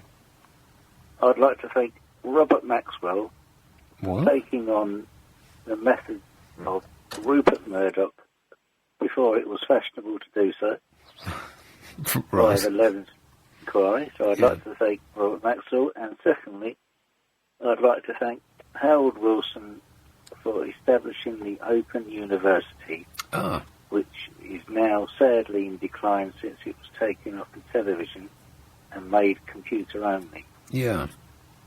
Did you do a course on the Open University? I didn't do a proper one, but when it was on the telly, I used to follow it sort of free of charge. I know Yeah. shouldn't do that, but nevertheless. It used to be a repository of the worst fashions that have ever been worn by human beings. I remember it as being completely brown with flashes of orange. Well, yeah, there were lots of comments about people with flares, but after a while, you'd get to get on their side, you know, because everybody else was a sort of slick sales estate agent around. And they were the antithesis of that. Yeah. And they were the sort of guardians of, knowledge, if you like, in the world, a superficial world. So I grew to like. In their bright orange beards and their brown corduroy jackets, they would talk about maths and things. That's right. They were like, as I say. But why didn't you do a course? I mean, you're grateful for the Open University, but you didn't actually take part. I didn't get around to doing it. But when I have some spare money, perhaps later on in life, I will do so. I have great admiration for anybody that can do that, because I went through university and I didn't do a jot of work in 4 years, despite the fact that I actually had to show up for classes, because otherwise I'd be, well, I say had to. In my first year, there was an entire course I had to, which was twice a week at 10 a.m. And even though I lived on campus, 5 minutes from the lecture theatre, I could not get up for that entire course. I missed the whole thing. And I was required to be there. And so for people just, sitting at home and watching it on TV with all the other distractions that are available to them, I am filled with admiration for people who can do that. But that doesn't include you, though, sadly. No, but it is hard going. And not only do some people actually go on to do a PhD. Yeah. 10 years or more. Well, I'm also filled with admiration for people who are mature students, because the only people that were doing any work on my course were people who were at least 10 years older than the school leavers, who made up the majority of the people studying. And one of them was Jo Brand, who is, the famous comedienne. She was one of the mature students on my course, and they were the only ones who actually did any work. They were the only ones who spoke up in seminars, and the rest of us were glum. I think the rest of us, I include myself, sort of took the sort of way of acting that we had in school to university. Like, in other words, we didn't want to seem that keen. We didn't really want to do that much work. We just sort of, glided along, kind of not really doing very much and not appearing to do very much. You don't want to seem that keen at school. Yeah, we sort of retained that, which is what a stupid thing to do. Well, a lot of students just go through the motions. They don't. Yeah, exactly right. Going through the motions. That's exactly what I did. And whereas mature students, they have a target. They have an objective in mind. Well, they chose to do the course at great personal cost and privation, whereas the school leavers, they just sort of. I mean, from my experience, I had to go to university, otherwise my parents would have freaked out. Plus, I didn't actually want to do a job. I've never really wanted to do a proper job, and I've managed to live this long without doing that, really. And so I had to choose a university course, and so that I just sort of fell into it, really. Yeah. Another thing is, I don't know why they force so much book work on school pupils anyway. Why can't they learn carpentry, hairdressing, and such like if they want to when they're in their sort of last 2 years? Yeah. Well, can't they do that? Can't they elect to go to college of some sort and do engineering or something useful? Well, they should be able to do it at, whatever the arrangement is, I don't know, but they shouldn't have to wait all that time to go to college to do the thing they already know they want to do. Yeah, no, I completely agree. I mean, you should force all children up to a certain age to do maths and English and, science, because only by that method can you determine who has an aptitude for it. But after a certain period, you can pretty much tell that someone is not going to get along with maths or physics or languages, or, because like some people can do those things and some people have great aptitude for it, and others, you could sit there and dragoon them in that subject for them from now until the end of time, and they wouldn't be able to pick it up. So what's the point? Sure. But, these head teachers and the Ministry of Education, they're all office-minded people. They think about office skills and academic topics. They don't think about practical skills because they don't come from that background. Yeah, but they think it's beneath them, or it's not worth the learning, or it's something to be avoided. Actual work with your hands, yeah. But that's what we rely on. I mean, you can know your computer skills, and you can have great interpersonal skills, and all of the rest of that white collar stuff. But if your washing machine breaks down, then you're going to need somebody who's actually good with their hands, or your car doesn't work anymore, or your plumbing needs fixing, or your electrics have just blown up. Yeah, and that is never going to stop. We're always going to need people like that. So yes, you're quite right. That should be an option in schools, and you shouldn't have to wait till you're 17 before you can leave and go and take that kind of thing up. It should be being taught at 14. If there's a child at 14 years old who's got no ability in geography, for instance, or languages, why persist in trying to teach him it? That's right. No wonder they're going up the wall with poor behaviour.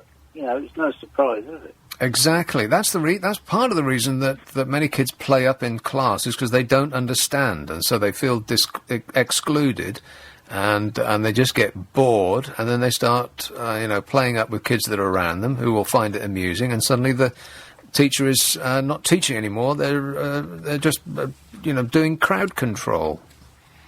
I think we've just sorted out the educational system, David. We have. And it's all thanks to the Open University, neither of which we used. And dear old Harold Wilson. Yeah. It was him what done it, eh?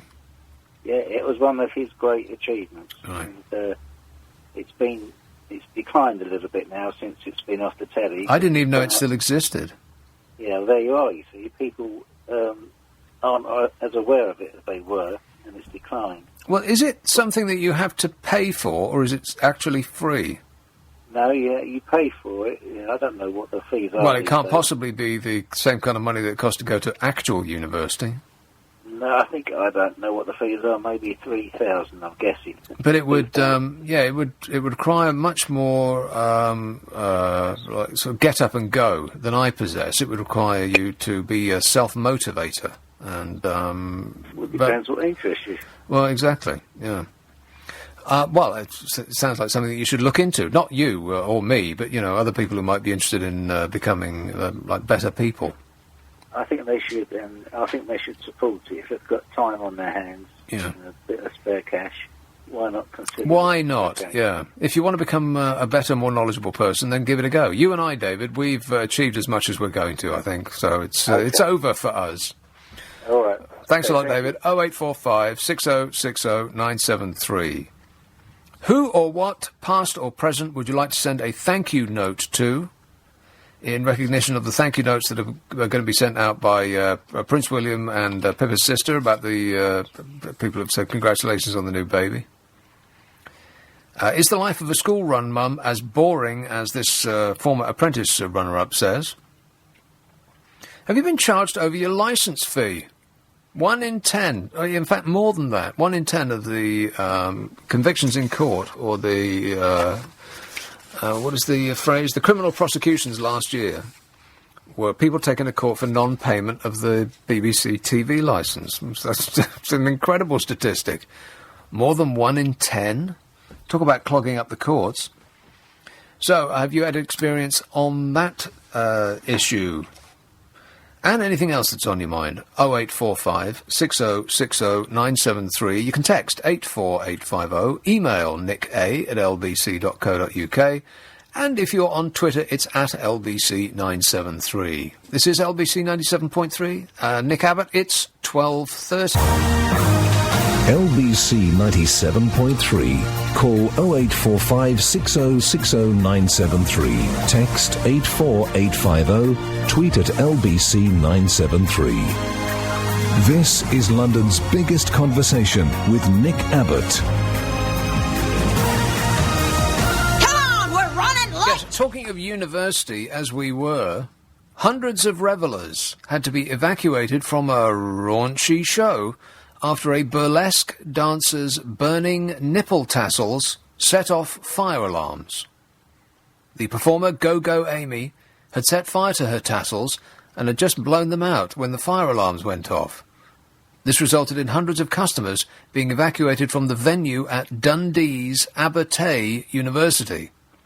Is that what they're learning at university these days? How to set fire to their boobs? No wonder youth unemployment is so high. Go-Go Amy, who was performing with her troupe, The Pretty Things Peep Show, said, I usually look for smoke alarms above the stage, and I didn't see there was one behind me. She also explained to the firefighters who arrived what had happened. Show planner Kai said it was one of those priceless moments that people will be talking about for years. Firefighters were called to the university, but quickly realised what had happened. Fire crews said the smoke alarms are very sensitive. Yeah, and so are nipples that are on fire. Correct. I can only imagine. They didn't have shows like that when I was at university. We had to make do with the Pretenders and the Rosillos. Rock and roll! And you don't get twirling nipple tassels on fire at the Open University. 0845 6060 973. Who or what, past or present, would you like to send a thank you note to? And some texts and emails. I would like to send a thank you note to my high school maths teacher. I'm still as confused as a hungry baby in a topless bar. Okay. Another. I'd like to say thank you to the person who invented suitcases with wheels. Oh, absolutely. I can't believe that it took so long. I mean, when you now that we have them, it seems hard to believe that it used to exist another way. People used to actually carry their cases. And they used to be heavy cases, too. Leather. Or wood. Miles says, I'd like to send a thank you note to John Buchan. I've read his classic masterpiece, the 39 Steps, about 20 times in the last 30 years. In fact, it's one of the only 5 books I've ever read in my life. Books? No one reads those anymore. Chris says, I'd like to send a thank you note to Christopher Hitchens. He taught me to question everything and to do it through research and argument. No one could do that as well as him. Truly inspirational. Research? No one does that anymore. Peter says, I'd like to thank the Telegraph for exposing MP's expenses scandal, thus removing their right to be self-righteous and sanctimonious. It was about time, eh? Yeah, absolutely, Peter. It actually didn't remove their right to be self-righteous and sanctimonious. At all. Any more than the constant revelations about child raping have removed the right for various religions to claim to occupy the moral high ground. They're still doing it. Another, I'd like to say a thank you note to Taylor Swift for being there for me with her music. I have absolutely no idea. Taylor Swift. It's probably what the kids like these days. I've got no clue. Crystal Palace. Hello, Kevin. Good morning, Nick. Kevin, Taylor Swift, what can you tell me about her? Yes, I remember an incident with Taylor Swift and Kanye West. Do you remember that? Was it some awards ceremony, Grammys awards ceremony, and he got on stage and said, no, she doesn't deserve. Oh, is that who Taylor Swift is? Yeah. Oh, right. Well, then I'm with Team Taylor. Team Taylor? Who's that? You know, Taylor Swift's team. In that regard, as opposed to Team West. Yes, I see what you mean. Can I tell you who I'd like to send a thank you note to? Yes. It's someone called Jay Minor, and you'll say, well, who the hell is Jay Minor? Who the hell is James Minor? Jay Minor. Jay Minor. Well, I'll tell you, Nick, he was a chip designer back in the day. Chip? Yes, silicon chip designer, integrated circuit designer. Oh, yeah. He designed some very important chips, silicon chips, for the early for early gaming consoles like Ataris and this wasn't a gaming console, the Commodore Amiga. He designed a lot of chips for the Commodore Amiga, and that was a brilliant, fantastic computer. That would be my specialist subject for Mastermind. He would still be designing chips today if he was still around. But alas, he died early. I don't know anything about chip. Is it actually something you design? Yes, really? it is something. Yeah, you would actually design it. Yeah, I don't know whether he did it single-handedly because there's a lot of work involved in designing very complex chips. Did he have anything to do with the game Asteroids? Well, to be honest, I wonder if Manic Miner wasn't derived from his name, to be honest. You know, Manic Miner and... No, you haven't heard of it? What's that? It was a computer game. I can't remember which computer it was on. Manic Miner, was it the ZX Spectrum or the Commodore 64, something like that? I've never had any ability to play computer games of any kind whatsoever, apart from the game Asteroids, which I could... keep going for about 5 minutes before the asteroids became too much for me. It was only after playing that game for about a year that I realised you could actually move the spaceship from its position in the centre of the screen. I had no idea. I just thought it twirled around and around. It does help to read instructions. Instructions? They're like books. No one reads those anymore. Well, you can speed read it, can't you? You have to get in the habit of speed reading. What's quite surprising is, I mean, as we're talking about computers, is that computers don't come with instructions at all. They assume that you know what you're doing because they don't come with instruction. I mean, weirdly, they put their instructions on the computer, so you have to know what you're doing before you can read how to do it. That's just mad. It's a catch-22 situation now. It's either on the computer or it's online. So yeah. I mean, the amount of times that my internet feed has not worked, and the solution is to go online to find out why your internet feed doesn't work, but you can't go online because your internet feed doesn't work. It's like there's a hole in my bucket, dear Liza, dear Liza. I tell you what, another irritating thing, when you're ringing up for some technical support which you may require, or you've got something that's not working, they say, or in some banking, do you know you can find all the answers you can find most of the answers online. Online, right. Yeah, when you want to talk to someone about a specific problem. It's just one of the reasons that modern life is rubbish. Well, add that to the massive and ever-growing list. Exactly. The chip designer, Jay... Minor. Okay, I will take that. You can look him up actually online. Yeah, on the internet. I'll definitely do that. Thanks a lot, Kevin. 0845 6060 973. This message says, I'd like to thank the electrician who has just left our house, having fixed the faulty heat sensor that was going off every 5 minutes. What's a heat sensor? Well, maybe we'll never know. Here's a call in Pimlico. Hello, Nadia. I'd like to thank the inventor of the umbrella at this moment. Yes, exactly. What a day. Yeah, what a day. And I've just come into it. But when you're thinking of thank yous, it's fun because it makes you so grateful for your life. Because you suddenly start thinking of more thank yous. Yeah. So I rang with my most important one, apart from thanking Nick Abbott for the show, because that has saved my life over the years.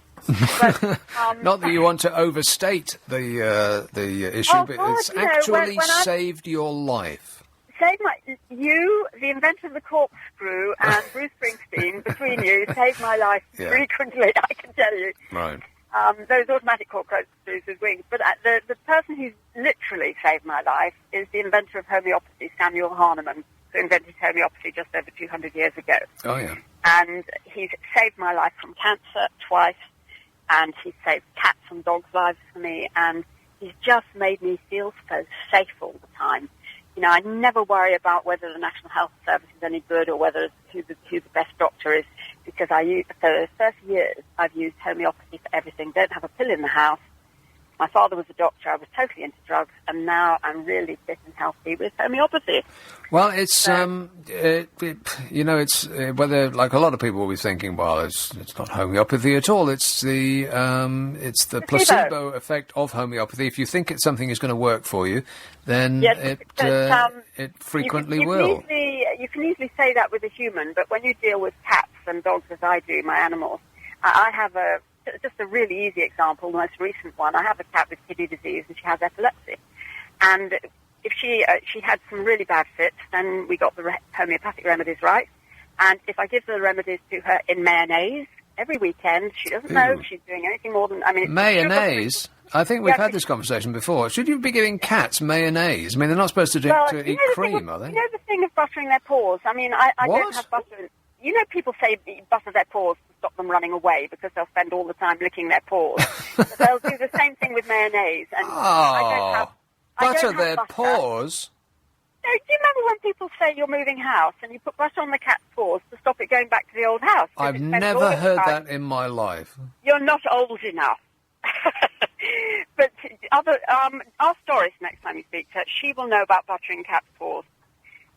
Well, it sounds like something that they would like, but might not necessarily be good for them. It just keeps them busy and stops them running away when you've moved house. Right. Well, you can keep them busy with a laser pointer. They love that. They either love it or they hate it, and they want to kill it. You've got to stay with them to do that. The butter on the paws is greasy. It stays on for ages. But the thing about the mayonnaise, I don't have butter, so I have mayonnaise, and it's very easy to put homeopathy in mayonnaise. Cats will always eat it. Really? And it's not the placebo effect because they don't know there's any remedy in it. But she doesn't have fits if she's having the remedy. But well, other people will also be saying to the radio in response to that, well, you ascribe the lack of fits to the treatment, and you ignore the fits that she does have when... She never has one, as long as I remember. But if I think I gave it to her this morning, so she won't have a fit. If I forget next weekend, she probably will. Right, but it's because not... I do forget, every now and then, and she has a fit, and so now I've got a friend reminding me.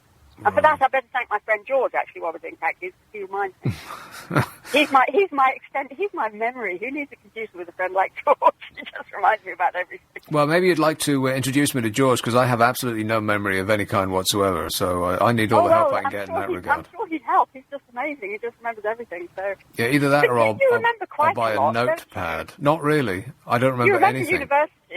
Well, it's weird memory. Yeah, I can't remember what I did last weekend, but if you ask me what I did 30 years ago, then I'll remember it precisely to the letter.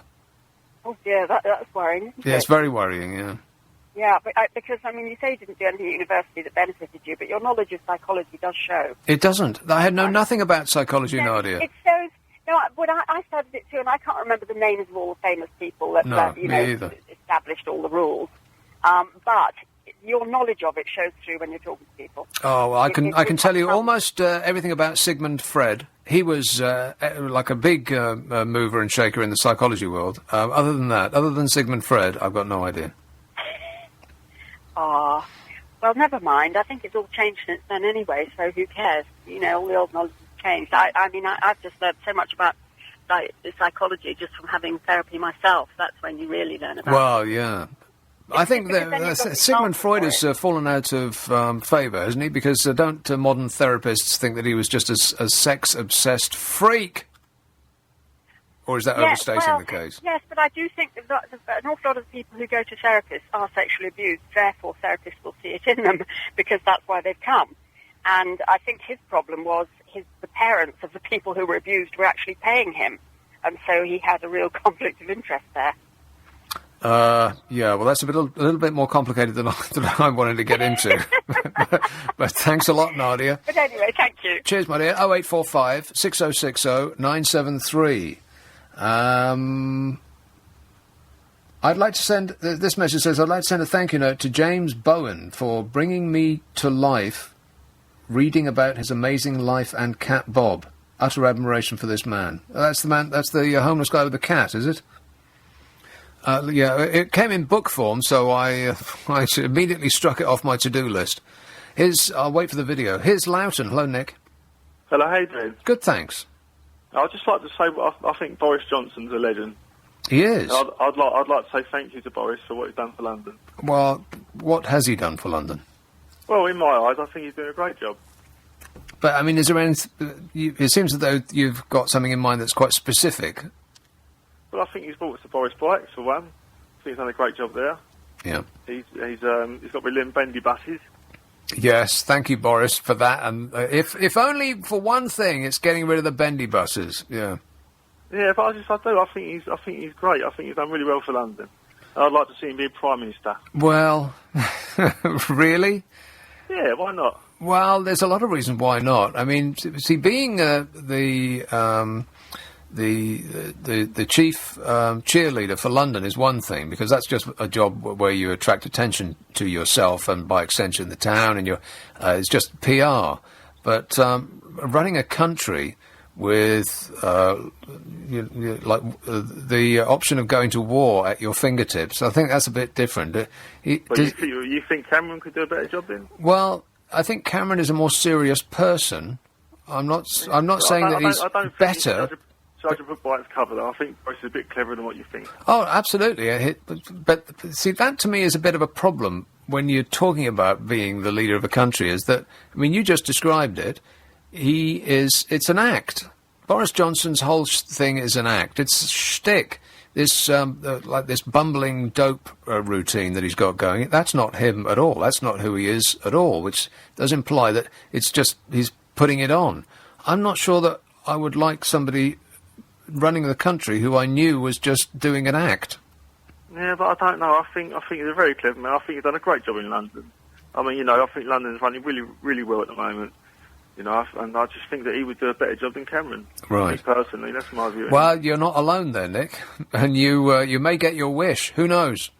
Well, I hope so. All right. Thanks a lot, Nick. 0845 6060 973. Boris Johnson's done such a great job that he should be running the country. Well, I don't know.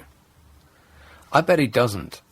I bet he makes a big show of, maybe I will and maybe I won't, and I haven't ruled it out, or he'll do the usual politician thing of, I have absolutely no intention of putting myself forward for this job, and, blah, blah, blah. And I'll go right up to the wire, and then he'll say, no. Because of everything that comes with the job. I mean, if he thinks the amount of scrutiny that his life has suffered up to this point is intrusive, well, just wait. Every single thing that he has ever done will be dredged up. Because, like I said, running London is one thing, because you're just a PR, I was going to say clown, but kind of. I mean, that's his act, that he is a clown. He's that funny bloke off the TV. That's why people voted him as mayor, not because of... They read his manifesto and they thought long and hard about what he would do if he were in power. Londoners went and voted him because he was the funny bloke off the telly. And what Londoners do is not necessarily what the good people of Hull would do, or Bradford, or Glasgow.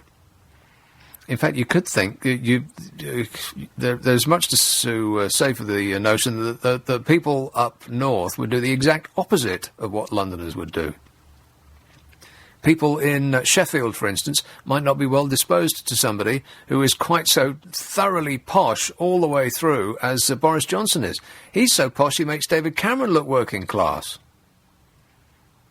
Descended from royalty, he is. I think you can get so far being the funny bloke off the telly, but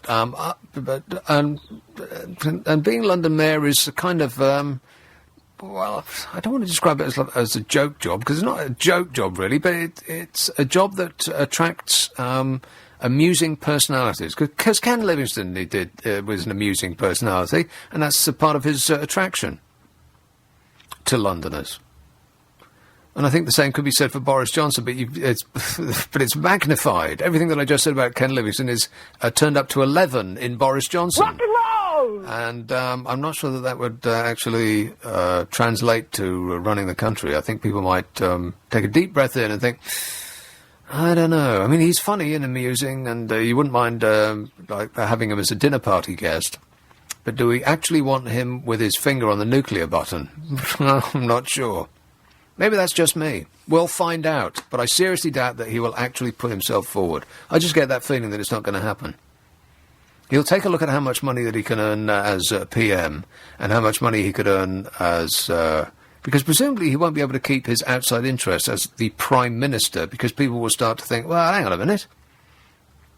Even though he describes the amount that he gets paid for the Daily Telegraph, writing that one column per week, something like £250,000 a year, he described it as chicken feed. I mean, that's not going to sit very well with the poor people who are on benefits in Manchester. They might raise a finger of complaint. Just saying. And so, faced with the possibility that he might have to give up all of his outside interests in order to concentrate on running the country, as David Cameron is apparently doing, even though he's managed to take 4 holidays so far this year alone. Have you, dear listener, taken 4 holidays this year? Have you taken 1? 4. Struth. He'll take one look at everything that's that comes with the job. Having to give up his outside interest for, not for permanently, of course. Prime Ministers are, as we know full well, Prime Ministers are able to cash in at the moment that they leave office. But it would be a big decrease in pay. As shocking as that statement is, a decrease in pay to take on the most important job in the country. And I bet he doesn't do it. The scrutiny and the monstering that he will get from the press, I just think it's just not worth it. If I were him, I think I would continue to be the amusing bloke off the telly and leave the serious, boring stuff to other people. I'd continue to earn my money and maintain my place in the hearts of the British public, because at the moment we are amused. The possibility, if he becomes Prime Minister, is that we would cease to be amused and start to become appalled. Because as Mayor of London, you can have as many gaffes as you like, as long as Londoners... as long as there continues to be no viable alternative. If I put a gun to your head right now and asked you who were the alternatives from the other parties to be mayor, and I gave you 10 seconds to come up with an answer, I bet there's not one single person in this audience who'd be able to do it. Who are the other names? There aren't any. I mean, who could seriously compete to be the London mayor at the next election? I mean, can you think of anybody? There's nobody with his draw. There's nobody with his telly profile. There's nobody that's as funny as he is. There's no one who has that kind of act. Everybody else would look like a boring politician by comparison. I mean, they'd have to get another TV personality in order to have a hope of unseating him. But PM, well, that's a whole different fish tank. And there's much more competition for that job. There's more serious people. They'd tear him apart. This is a joker, they'd say. I don't think he'll do it. It's just a guess on my part, but I don't think we're going to see Prime Minister Boris. Not now, not ever, never. We'll find out, though, eh? Isn't it exciting? No. Some texts and emails. Thank you notes. How many have I got? Oh, quite a lot. Thank you notes. This is in celebration of the Duke and Duchess of Cambridge sending out thank you notes for people who have sent them good wishes on the birth of the baby. Dan says, thank you, Gandhi. You proved we don't have to behave like hyenas to achieve our political goals. Well, yes, but it helps. Another, I'd like to thank those who invented the remote control. Yes, definitely. As a small child growing up in the 1970s, I was the remote control. And my instruction to get up and change the channel was, we don't want to see this, do we? And that was my instruction, to get up and change it over. Pat says, I would like to say thank you to whoever first mixed camellia leaves with hot water and made tea. Camellia leaves. And Lucy said, I'd like to thank all those people who kept their landlines. Yeah. Well, you know, speaking as somebody who takes a lot of phone calls, half of which I can't understand a single word they're saying because they're on mobile phones, I'd like to thank everybody who kept their landlines too. I have a landline. Nobody ever calls me on it. Never mind, eh? Even though your mobile phone will quite possibly be giving you a tumour the size of an orange. Well, not even though. For that specific reason, I prefer to use a landline. That, and that you can hear every single word that somebody says on it. I sincerely hope, with all of my heart, that people with landlines call the next host, and then you will be able to hear both them and his response to them. And the man's name is Christo. Good morning. Christo. It's lovely to see you. I am speaking to you on a landline. Can you hear me? No, I can't, actually. Is this thing on? I don't like landlines anymore. What? I like to see who's calling me. I like to have their numbers stored. I don't like landlines. I feel that my invasion is being invaded. My privacy is being invaded. Yeah. Then I will make a note never to call you on a landline. You've never called me on my mobile, despite me texting you my number. I'm never calling you on a mobile or a landline. I'm not sending you a letter or a postcard. I'm not coming over to visit. Oh. That is my guarantee to you. That's almost reassuring, though, in fairness. Thank you, Nick. We're going to talk about whether the government should interfere about what person spends their benefits on coming up next.